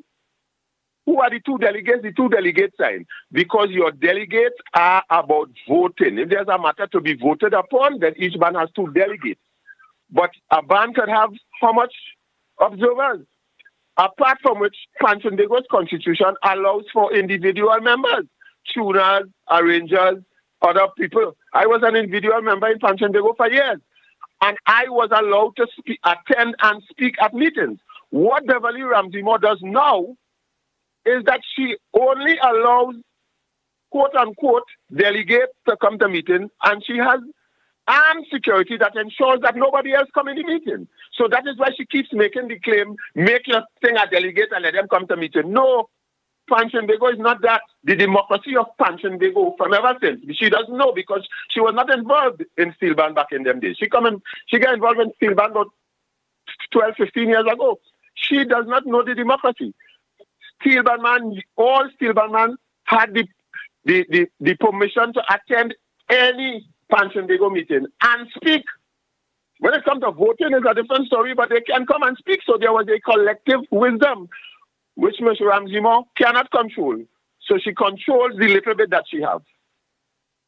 So that is what she called herself a political animal, but cultural groups do not want politicians to be part of what they're doing. It's not politicians that have run cultural organizations. Go back in your political party. Go back in your Ho Church's party. Go back in your UNC party. Go back with Pandey. Stop pretending like you're the PNM. That is what Beverly Ramsey-Moore is doing. And destroying the democracy that is Panchenbego. And carrying Panchenbego back years, all sorts of things that Panchenbego done and achieved years ago, she now trying to come up with it. She keeping a festival and she don't even know what a festival is. I don't think she ever attended one in her life. She don't even know. So, coming back to that land business, no discussion was held, no proper discussion was held the way it should have been according to the constitutional arrangement to discuss how that land, what should take place with that land and what shouldn't take place. As I commented last week, that land in Twin City was, I heard Marcus Ash talk, I said a trash on one of them radio programs. He is a little boy, he don't know nothing. He was a little boy going to school in Lavanti when big men was dealing with land in Shagaramas and land up in Twin City. And he talk a set of nonsense which he knows nothing about. That land in Twin City was awarded to Panchenbego by Pandey because there were issues going on with the lands in Shagaramas. Remember, I talked about that last week. They didn't even know that Panchenbego had claimed the land in Shagaramas until some of us spoke about it. They did not even know, this present executive. They knew nothing about that. And if it is that the land in Twin City was given so that Panchenbego would lessen, and note the word I use, lessen, not forget, lessen their claim for the land that Eric Williams awarded to them in Shagaramas, then if for whatever reason the government feel they want to use that land in Twin City and they want to give Panchenbego something else, then I would have said, give me 13 acres. Give me not less than 13 acres in Shagaramas. Give me not less than 13 acres because somehow or the other, Beverly and her group and other people do not understand the meaning and value of the ownership of land. They do not understand the meaning and value of the ownership of land. They don't understand it. And then she's going to talk nonsense about by your neighbors. You know who you is by your neighbors. You're close to the Hyatt and you're close. What utter nonsense is that? What What sort of slavery mentality is this? What sort of slavery mentality is this? According to where you're living and who living next to you, that make you who you are? You have to make you who you are, not who living close to you. What other nonsense is that? And that is the foolishness Beverly talking to justify her wrongful decision, her illegal, unconstitutional decision to give up that land in Twin City. So that is where, I can say much more, but I'm going to give time for other people to speak.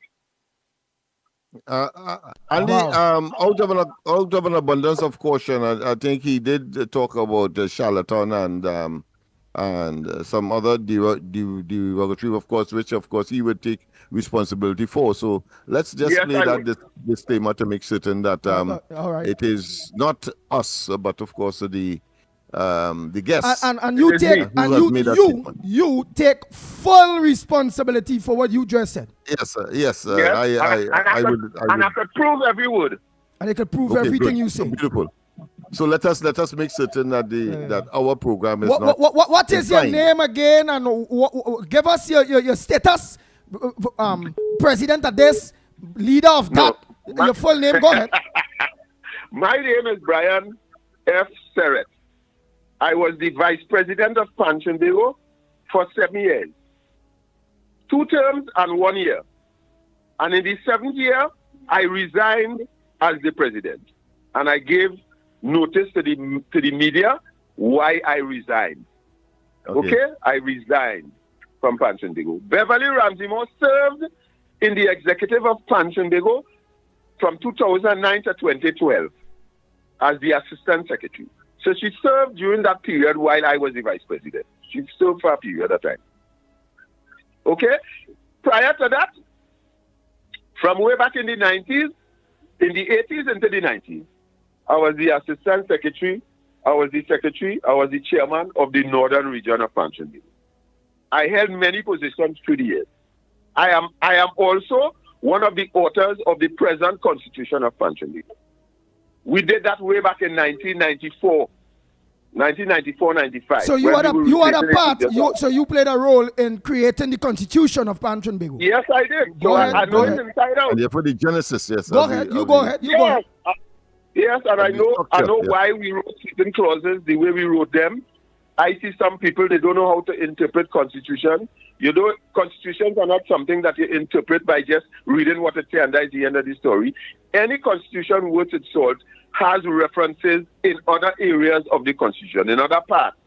For example, recently I saw in a comment somewhere, they said that the only meeting that you have to give 28 days for, according to the constitution, is an extraordinary general meeting. That is not true. When you write certain things in a constitution, it pervades every other thing of a similar ilk. So when you have to have a convention, when you have to have a special convention, when you have to have an AGM, when any meeting of record, there are certain terms and conditions that must be followed. Otherwise, it is not a meeting of record. If it is to be a part of the life of this organization, then a meeting must be called in accordance with the constitutional arrangement for calling a meeting. People don't understand all of those little niceties, right? There are many things Beverly and her team of executives don't understand it, and there are many people who, on the other side, who seeking to remove them, who don't understand a lot of it too. So sometimes they make errors, they make miscalculation, but the fact of the matter is that Beverly has not consulted properly with the steel band movement about the use or non-use or exchange or whatever of the lands in Twin City. She has not. Not in accordance with how things are supposed to be done constitutionally in Panchenbego. She has not. That is the bottom line. Nice. Hold on a minute, please.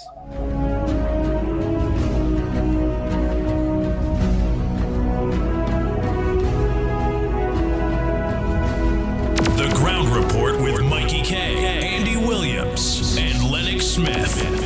More FM 4.7. Disclaimer. More More FM Limited, its owners and associates, accepts no responsibility for statements made by the talk show hosts or their guests. More FM Limited does not endorse any of the information provided during this commercially booked segment as the truth. That you have to judge for yourself. We, however, reserve the right to question statements made. But in this time of misinformation, government-controlled media, and corruption, it is sometimes hard to get the truth. But we must try. It is not our intention to discriminate or annoy anyone. We believe it is our constitutional right to free speech, to voice our opinion, and our duty to the population and country to expose the truth. More FM Limited takes no responsibility for the opinions of others.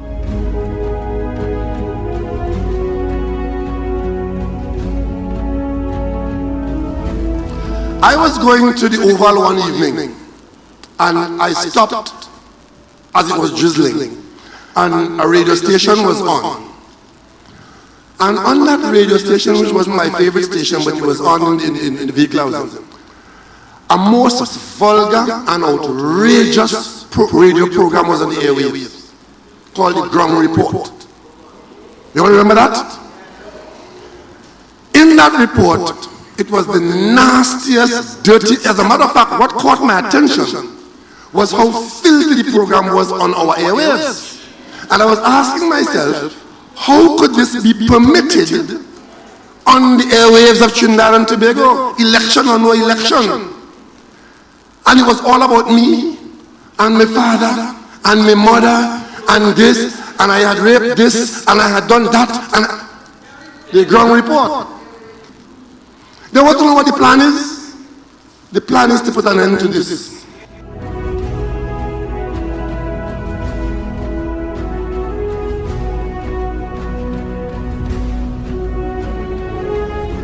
All you want to see the best of the pit bull? You see when I'm under pressure? Oh God, boy. And all you find a way. All you find a way. But it's if all you get through the way, all you find. And that is for each and every one of you, the loyal listeners of 104.7 More FM. That is for you, the loyal listeners of the Ground Report program that have always served you.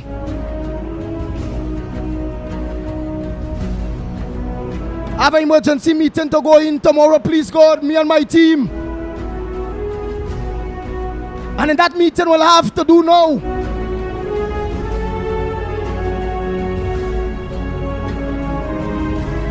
What if we have a month on the radio station again? Or if we are 2 months on the radio station again? Oh boy, oh boy, oh boy, oh boy, oh boy. The time reach, it reach. The Ground Report with Mikey K, Andy Williams, and Lennox Smith. More FM 4.7. Now get back.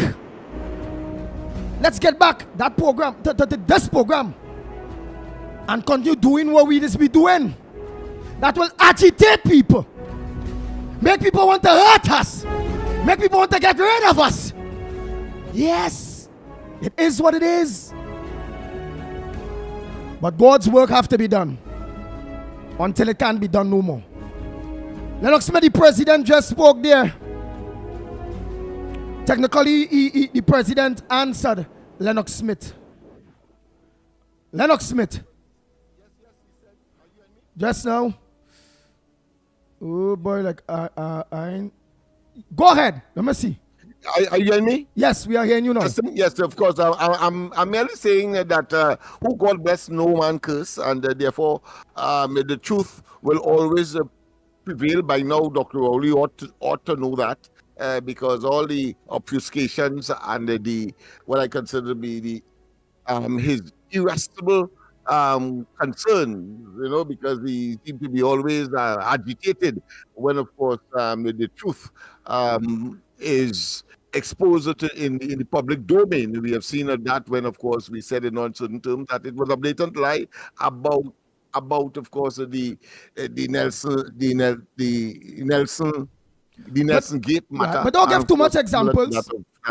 Similar to that of the fake emails. So so he's going to be agitated. We cannot be bothered about that. We have more important matters to look after, and that is to say the wealth of not only the wealth but the interests of the nation, and therefore this is all part of it. We have to deal with this national instrument and those who are administering the affairs of that particular part of our national, should I say, concerns, and we need to get it right. And if it is that those who are cagey and those who would not want to share information with us, then we have to find ways of working it out. And that is what is happening here. So we want to thank Mr. Sird for doing that for us. And of course, we have the other person online as well that we want to start with. Of course, once again, Ramsey Moore responded by indicating just one paragraph that we want to share with you, and that is, of course, that part which say people who feeding you are not representatives of bands, so stop your BS. Yeah. So she's saying, well, the national instrument and whatever she doing with it, hey, so long as she's not a band member or a member, but that's a national instrument. And we are hearing something different. Because it named just Lennox, because it named Miss Beverly Moore, the national instrument, it means that's all our business, girl. You ain't understand that, our? That's everybody business. You're fast and disrespectful with yourself. Don't want to tell anybody that what going on sound is not a member. That stay out of this. Stay out of the national instrument. You ain't hear the word of what? The national instrument. Responding to a sitting senator whose responsibility it is to seek the public's interest by virtue, of course, by one of these what I consider to be subcommittees of Parliament. They're talking about a joint select committee where she was very, very cordial and with a deportment that is expected. I like how you say that. But let me play it. But now on Facebook, a different story. In Parliament, what Lennox Smith is saying, I watching the woman. Go up on Real Media TT. Real Media TT on Facebook. Real Media TT on YouTube. Go up there. Go and report live. Yeah, family and friends know that. Yeah. Only listen to it about the lands that just so. First excuses, the what? We talking land and Miss Beverly Tobago born, and I must say a pleasant good morning to the people of Tobago. That we don't go there. There is a serious business. A Tobagonian born that not living here. Trinbago West Tobago, everybody own. The lands was belonging to Trinidadians and Tobagonians. And just like Dr. Rowley, a Tobagonian that just, oh God! Now we have a Tobagonian in Trinbago. And God. As she says, and the Anil, whatever your name is, I mean, that is the epitome. That is a classic example of a deliberate intent to be disrespectful and to, of course, demonstrate a level of arrogance and contempt. Of course, but because she is in her true domain, so to speak. Of course, assuming that... Don't go too much because I want to play the video. Assuming that her Facebook page was not hacked, but we are seeing her face, and it marks, of course, Beverly Ramsey Moore. And what did she said to respond to the lands and the issues where we had a program before, and Ford Abu Bakr and Mr. Skerrett, I think he was there too, and many others. Down to the Panmana boy with his real dance nice. Dalston, oh God, he just dance and thing up. Yeah.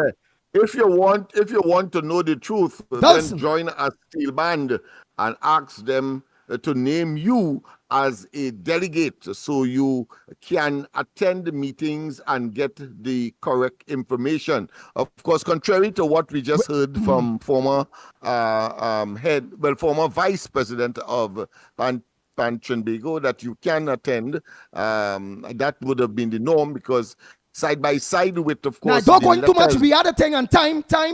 Oh yeah, boy. the letters of the Constitution, you also have conventions, and it appears that whether convention or enshrined in the Constitution, that is what he was referring to. Nice. Oh boy. Let me see who called me. Meeting purposes. I wonder if it's one of these. Hold on. Let me just make sure if it's one of the other members that was there with that meeting. All right, if it's a member that was there with the meeting, anyhow, I find this is enough so far, yes? Because whether we was there, whether he wasn't there, whether he is a member or whether he was not a member, as Mr. Skerrett said, the Constitution provides various things. So the meeting was unconstitutional anyhow. So whether who was there, who wasn't there, like what will they do fraud Abu Bakr? Ban him, he's a member. He out. All right, so what's about disciplining committee? That all is supposed to put together. A year and something now, all you put the disciplining committee together in order for fraud to clear his name. Mr. Abu Bakr to clear his name. All you do that up to now. I throw me con, me not call no foul. All right, so you can run in and play stupid. Go ahead. Let's hear the Senator Arnold Roberts. My brother. Let's hear him. Just how we going out. Let me hear Arnold Roberts. And I want all you, the two that on Mr. Sterrett and Mr. Ramesh. Well, let's listen. Miss Beverly Ramsey Moore, Pantrin Bago, your land for the PAN, our national instrument.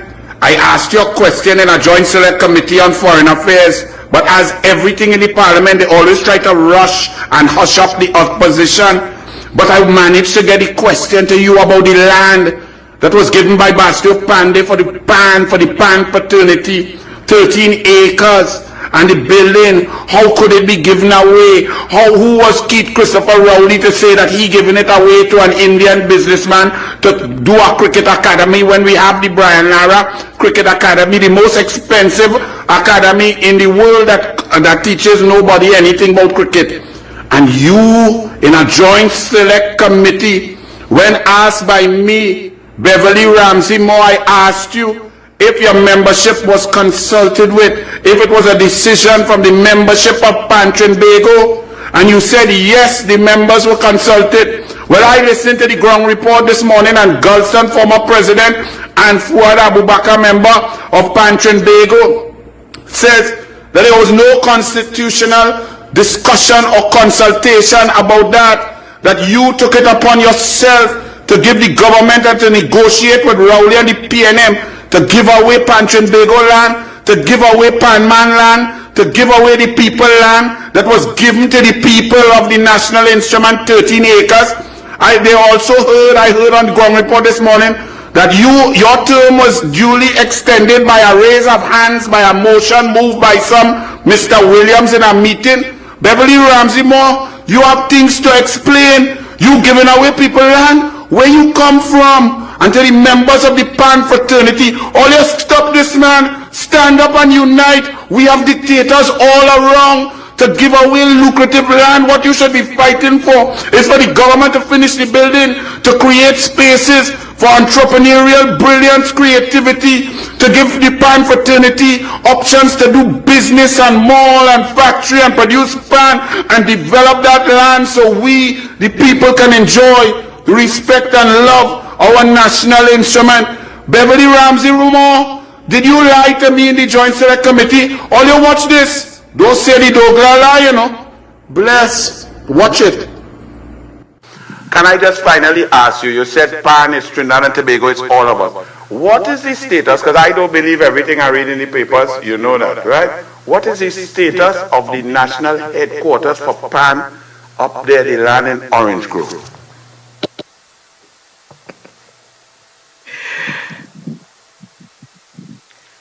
That land has been given to Pantrin Bigu over the last 23 years. And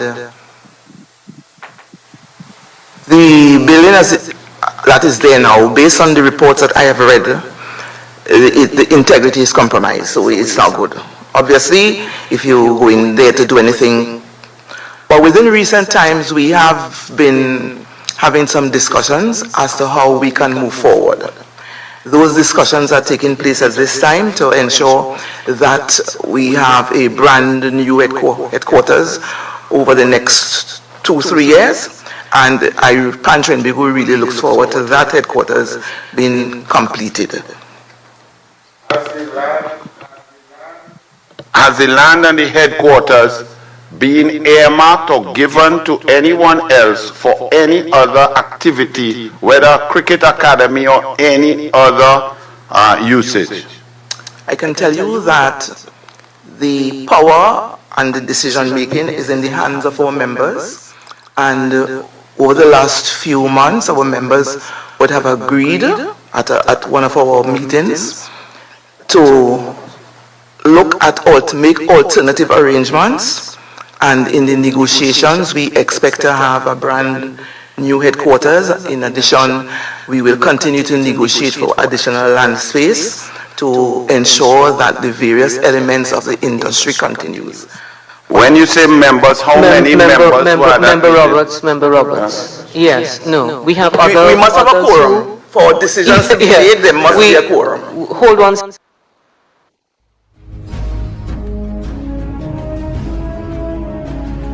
The Ground Report with Mikey K, Andy Williams, and Lennox Smith. More FM 4.7.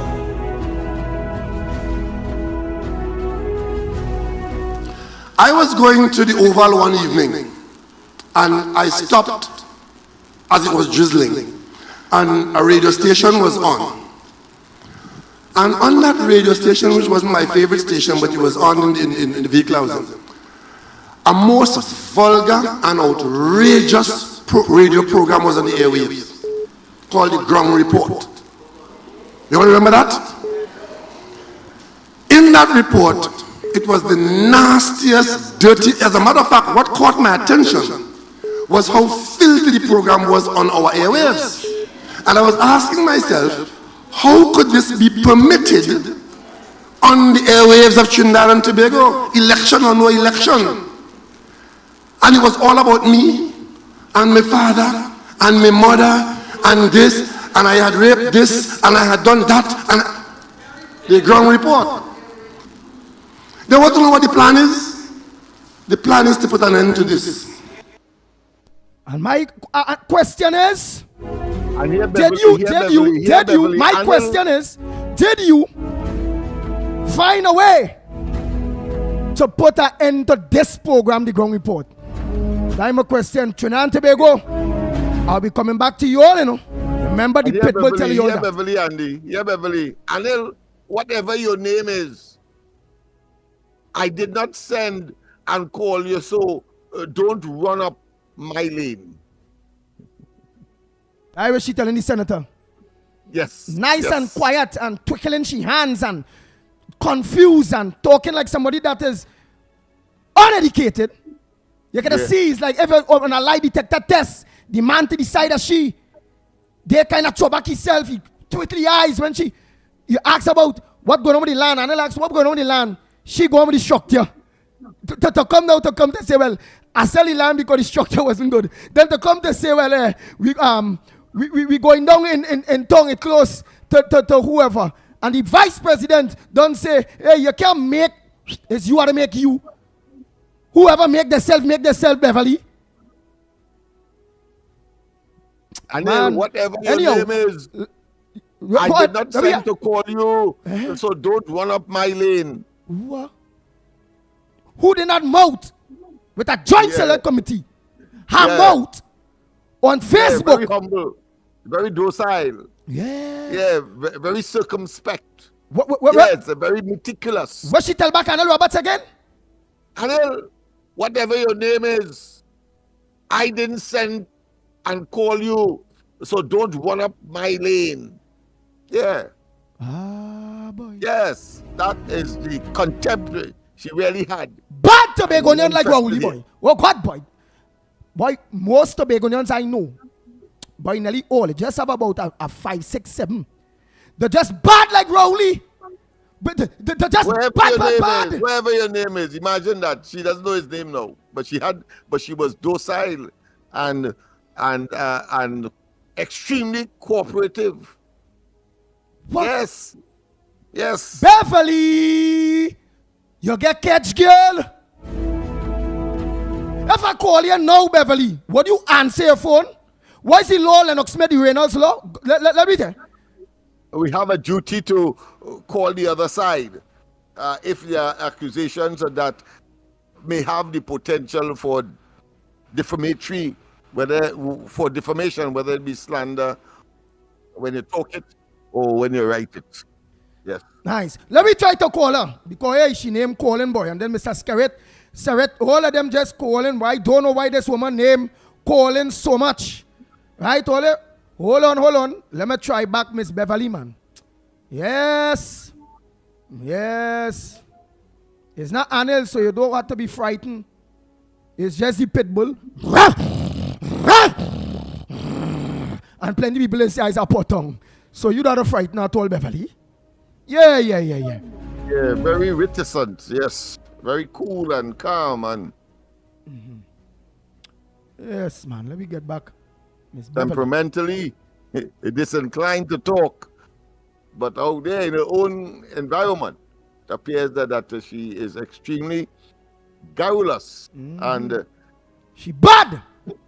Disrespectful. Yeah. Don't have to tolerate Dr. Rowley. That man so bad, everybody Freddy, man. The sheriff Freddy, man. The police commissioner Freddy, man. The DPP Freddy, man. EBC Freddy, man. Oh God, boy. What everybody seen in this man that afraid him so by? Jesus Christ, and then know what? Pan man now. And when we respond to my pre-action protocol letter, but just a matter of time. Pan man now had to bounce up. And next Bajan. Beverly. And come talk to the people now, man. You had to talk like the pan man here. Look at ex-vice president here who was very instrumental in writing the Constitution, Miss Beverly of Trinbago. You can't say he's a person that doesn't represent. He's not doesn't represent, doesn't know. Because of that statement, the people who feed in you are not representatives of bands. So stop your BS. Right, let me get Beverly there. Right, let me get her number here. I had to go back in. I ain't safe it yet all here. So I'll just have some patience. I had to go back in to get it from all the people that send her number for me. Yes. Now, right, we get it. Right, Mr. Surrett and you all will be on hold. If she come on, I will confront it. So you all will be on hold because I'm going to call Miss Beverly. So long she answer the phone, I will confront the call. So you all will be on the line with her too.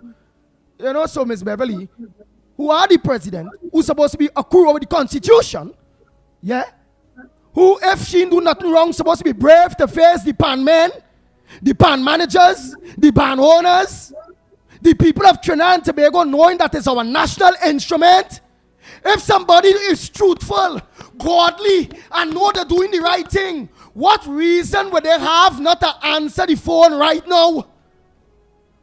If you have truth, why would you wouldn't answer the phone right now? Why?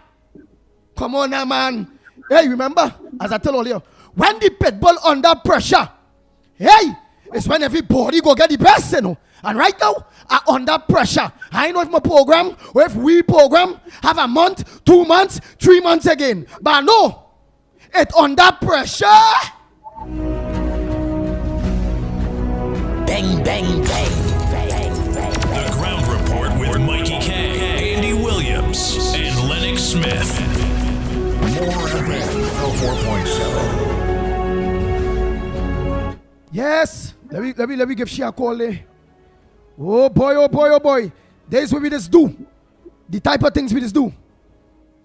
That will cause people to want to mash up the cob to get rid of the chickens. When you're truthful, when you're honest, when you're working in the interest of people, you just face the brunt like nothing ever.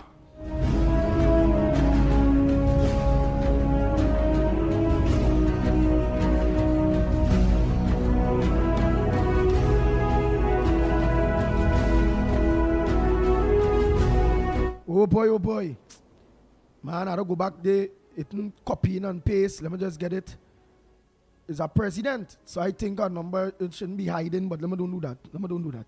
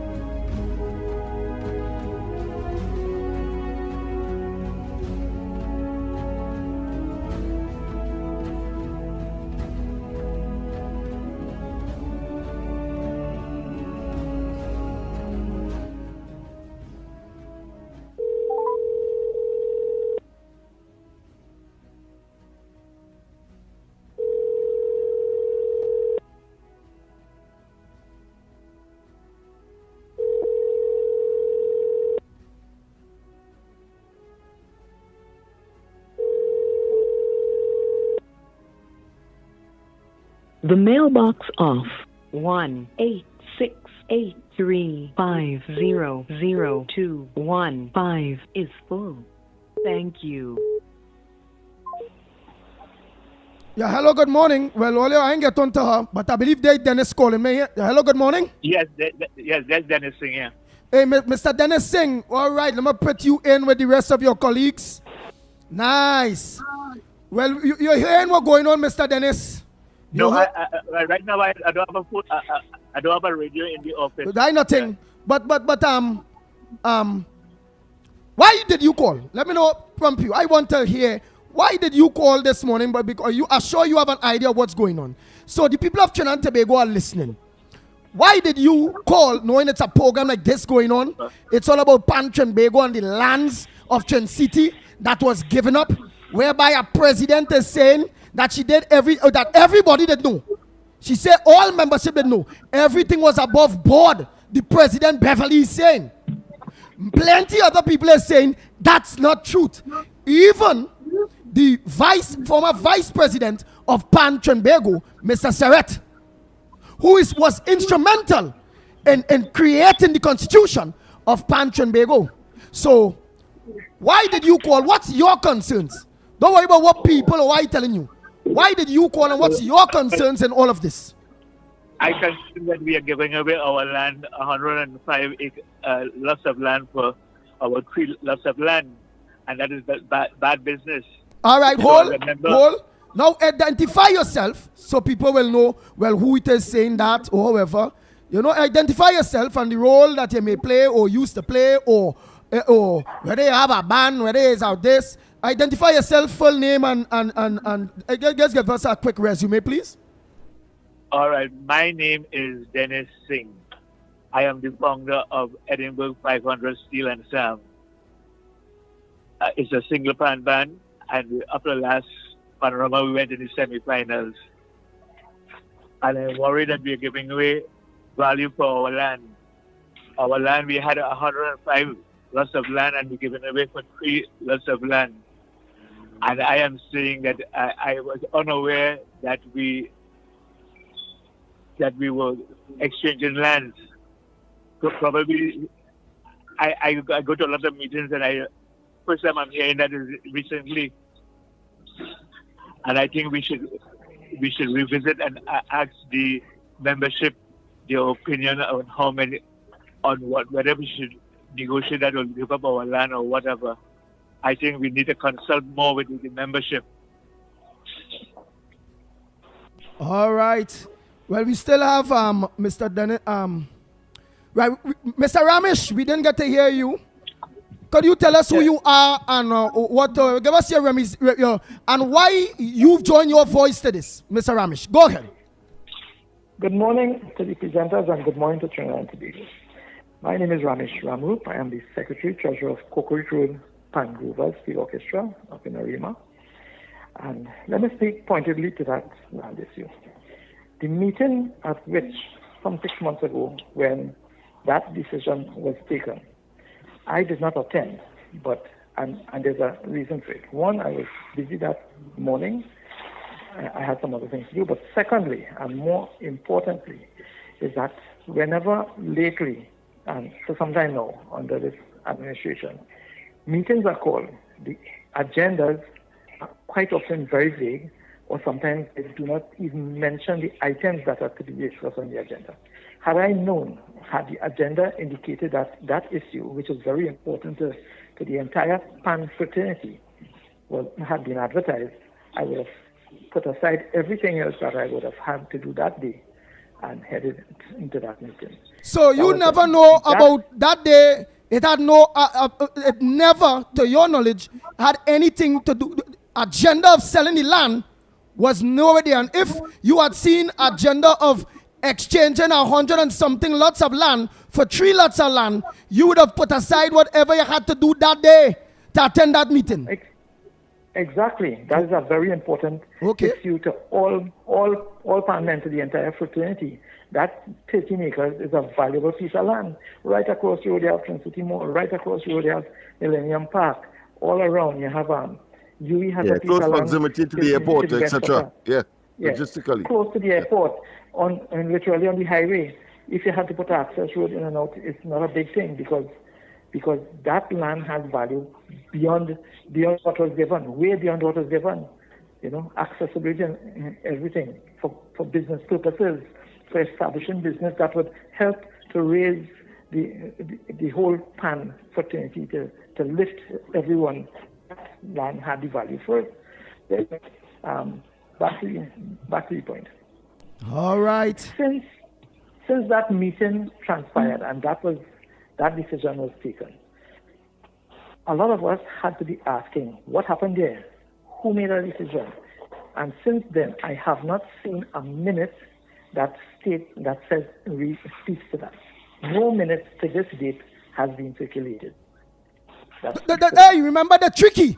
All of a sudden they may come up with minutes and this and that, because remember everybody know the fraud squad of Trinidad and Tobago only this work for who they want to work for. Everybody knows that. So let me see. All of a sudden, if things will just appear. That's the whole thing about it. So an important issue like that was never discussed prior to that. It was never discussed at any meeting prior to that. So all of a sudden, you decide something as serious as that, affecting the entire PAN fraternity, affecting PAN men. Did not no discussion prior to, and literally no minutes after to see what the discussion was.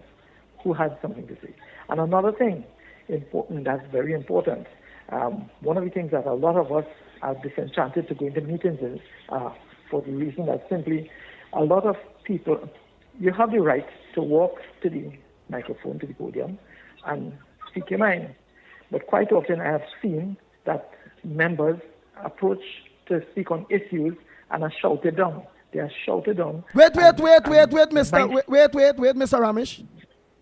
You are saying that it have meetings that only have a mic for now the members to talk, and members now are frightened, or because when they are going to talk, what it is, Miss Beverly, or even if not her, but she's the leader, she's the president. Beverly. What it is, she's encouraged. What's going on in the meetings now when members want to talk? Yes, so it's exactly as I'm saying. They are shouted down by sometimes even people at the head table, and quite often by minions that sit just around by the microphone. They're shouted down, and the microphone is turned off at times when members are making their contributions. They're turning off the microphone like in Parliament. Pow! There's no room for that democracy there. Oh my gosh.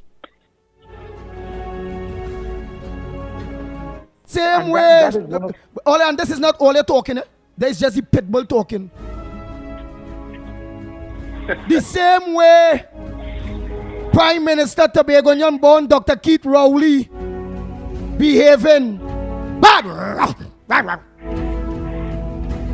The same way the parliament is being run when the opposition want to talk, and whether it be the speaker of the house, whether it be this, the same way in Tobago born Beverly, who gave it dress up without consulting the membership. Don't talk, don't talk. Miss Beverly, we want to move our motion that we learn. Rush him out. No, don't talk no. You're suspended. Because I get fraud and all. If that people get suspended and thinking, real people get thrown and thinking all here. They go talk, they go talk. So people going up there to frighten, die like the EBC, everybody when Rowley call them. Yeah. Hey, I want our extended, I wonder what to do, boy. I might get victimized, boy. Oh God, listen or don't listen, boy. He go find a way to bust up my work, boy. Oh God. All right, I'm going to extend it an hour. So the people feel the same way who want to talk like Scarlett or anybody that coming up. And Beverly there, she's Rowley. She there and she... Oh God, boy. I don't want to be victimized because she wouldn't give me my pan subjections, Because remember, she in charge now of disbursing money. So you see like these people who talking here, Trinidad and Tobago? Well, boy, when Carnival come in, you see, what's me? The same way I tell Ole, just like how we are being victimized for talking the truth. It come in, watch something. Them who talking out, she remain there. The rest who don't want to come out and talk, you know why they want to come out and talk, Trinidad and Tobago? Because them agreeing with what we're saying here, but afraid of what? Victimization. So them come out and talk, and come like they talk for everybody. Everybody go benefit for these gentlemen that have been fighting for the right thing. Everybody go come out and stay back. All the other pan men, managers, ban owners, everybody right now frightened because afraid victimization. Let me ask you earlier, am I lying when I tell the people of Trinidad and Tobago that many people agree with you all, but because of victimization, many people rather, because the one the little subventions or kakada panorama coming, I am asking you all that, and it have other things that she privileged to be able to give to pan men and bands. I ask you all, am I off track or on track? One by one. You could not have, Andy, you could not have said it better. Next. Yeah, man, we need more democracy in the fan fraternity. Wow. We must not stifle opinions. We must have accountability. We must have consensus in the organization, and we're lacking that at this time. Andy, I'm getting the impression of the existence of a cabal. What? Them pan men, anybody, the rest of them want to come on, Lennox. A cabal within the organization. Yeah. Don't know and if they come on. Trepidation and intimidation, whether directly or indirectly, appears to be the order of the day, so that that cabal can get its way. Yes, boy. That's the impression I'm getting. But that is the impression. Watch me. It's 2 minutes to the hour. Well, it's 8 minutes to the hour, right? You all gentlemen, closing comments before I do that. Today, I had promised you, the people of Trinidad and Tobago, for we to go in to the Sandy Grande Regional Corporation issue based on the allegations that is being met to the Sandy Grande Regional Corporations of corruption by one of their very own. And by all fairness, I have the justifications for you, the people of Trinidad and Tobago, and why. And it have nothing like that going on. Because a councillor don't have the power to award no contracts. And then Monroe jump on board the MP for Toko Sandy Grande. But Mr. Monroe, you have two sitting councillors in the same Sandy Grande, P&M councillors, Guy and the lady for Toko. Plus you have an older man, P&M. All of that going on in the Sandy Grande Regional Corporation. And them in come and tell you, and them is P&M, and they will want to win the corporation. Them and tell you. Monroe, who was a alderman for 6 months before he turned a MP, he know things is run there too. But he turned around to talk the rubbish that Rai Rockbear is talking without evidence. And if you have that type of evidence, carry it to the police. Don't interfere with the pitbull chances of winning Toko Sandy Grande at all. Don't interfere with Andy for Grande. Don't make my work hard of lies and betrayal.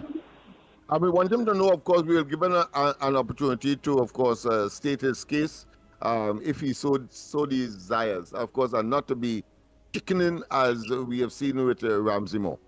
Exactly. Nice. Y'all closing, yes. All of this the kind of thing they like we now do that, all of this get we in trouble.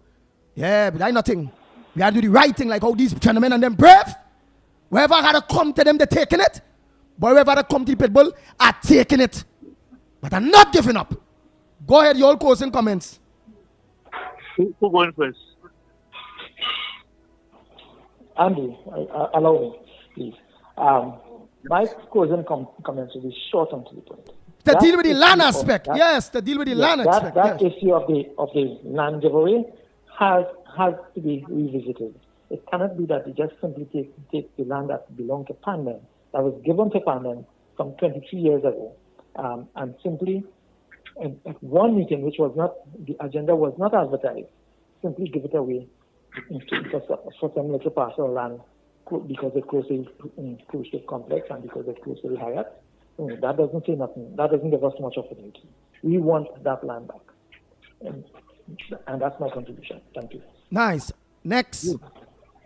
Say your name. I want to agree with Ramesh that we need to revisit this whole idea about give away our land. Let the membership speak their mind. For example, when we come to the meeting, we don't know who are observers, who are delegates. Everybody voting is a helter-skelter, is a chaos, and we need to have proper order and accountability so that we could go into the pros and cons of the matter of the land. And I want more democracy in Pancho at this time. Thank you so much. And the last person, just identify yourself and your closing comments, please. Yes, Brian Serrett here. Former president, vice president. Go former ahead. Vice president. Right.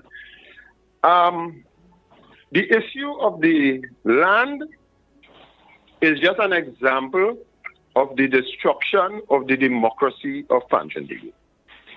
Ms. Ramsey Moore has taken it upon herself to make decisions about things of which she knows very little, the land being one of them, and there are other things that decisions are being made about with her. And she just comes to a meeting, it is not on the agenda, and she gives a lecture to the membership.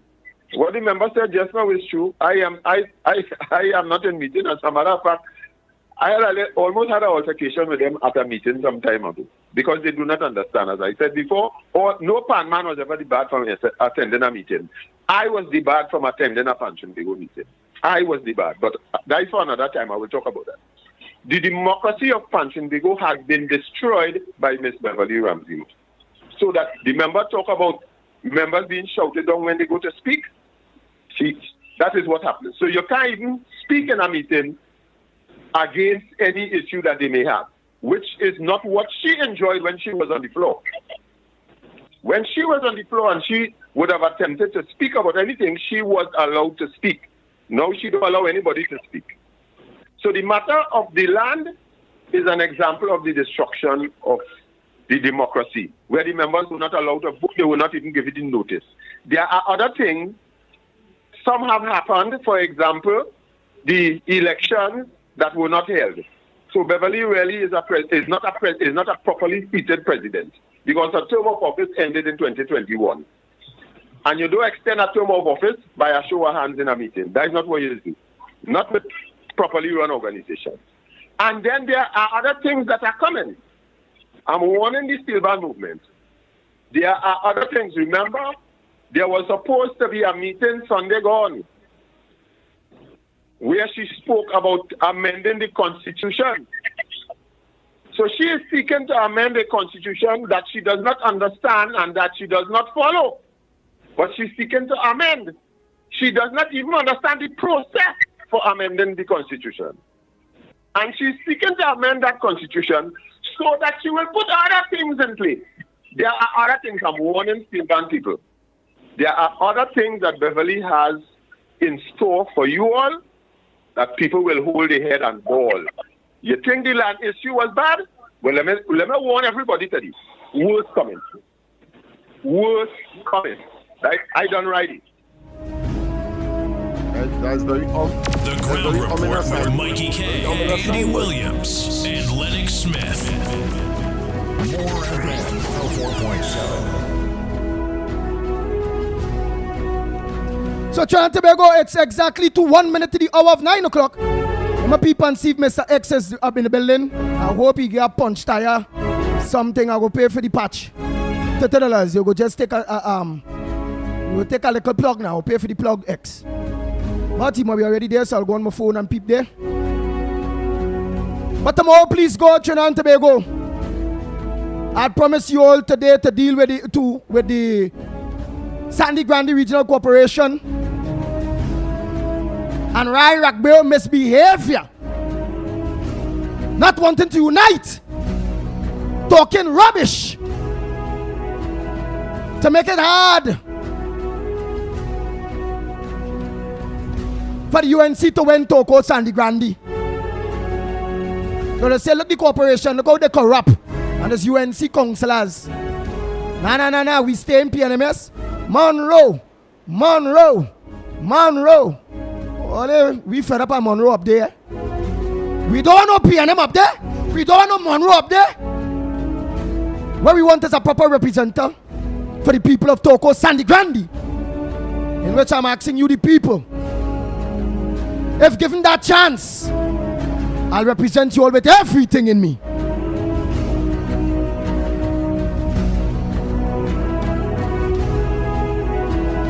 Nice, don't forget tonight, corridor transformation.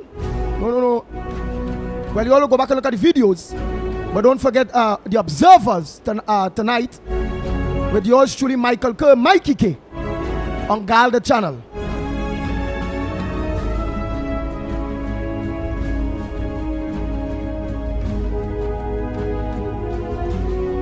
Let's give me a minute. Lennox, anything to say? Let me just peep on my phone there quick. I don't want to cut off and, Mr. X really have a flat tire. That will be bad. We're going to end up with dead A and that ain't going to be right. So let me, you ain't talking, boy? Lennox. Oh God, he ain't talking. All right.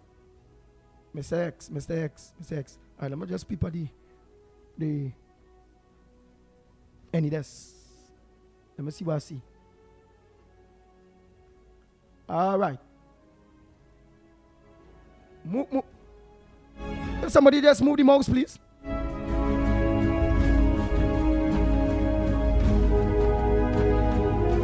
Well, I'm not too sure, but here it is. Trinidad and Tobago until tomorrow morning, please, God. Thanks for giving us the opportunity of your ears, your homes, your hearts.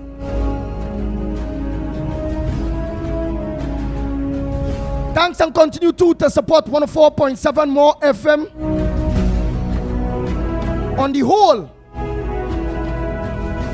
But also yours truly, your program, The Ground Report. That is under threat at this point in time. Until tomorrow morning, please God, on behalf of the Ground Report team, we are out of here.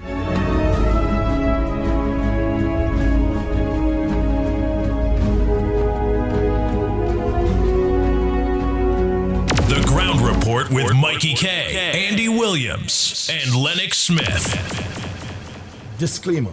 More FM Limited, its owners and associates, accepts no responsibility for statements made by the talk show hosts or their guests. More FM Limited does not endorse any of the information provided during this commercially booked segment as the truth.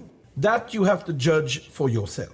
We, however, reserve the right to question statements made. But in this time of misinformation, government-controlled media, and corruption, it is sometimes hard to get the truth. But we must try. It is not our intention to discriminate or annoy anyone. We believe it is our constitutional right to free speech, to voice our opinion, and our duty to the population and country to expose the truth. More FM Limited takes no responsibility for the opinions of others.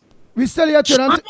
An RE restaurant, open for breakfast and lunch, 7 days a week, 6 a.m. to 10 p.m. 67 Western Main Road, St. James, opposite Standard. Serving local breakfast items like sada, pies, fry and roasted baked, with all your favorite fillings and assorted lunches. Available from 10 a.m. to 3 p.m. Get pilau as low as $25 or get combination lunches from $25 to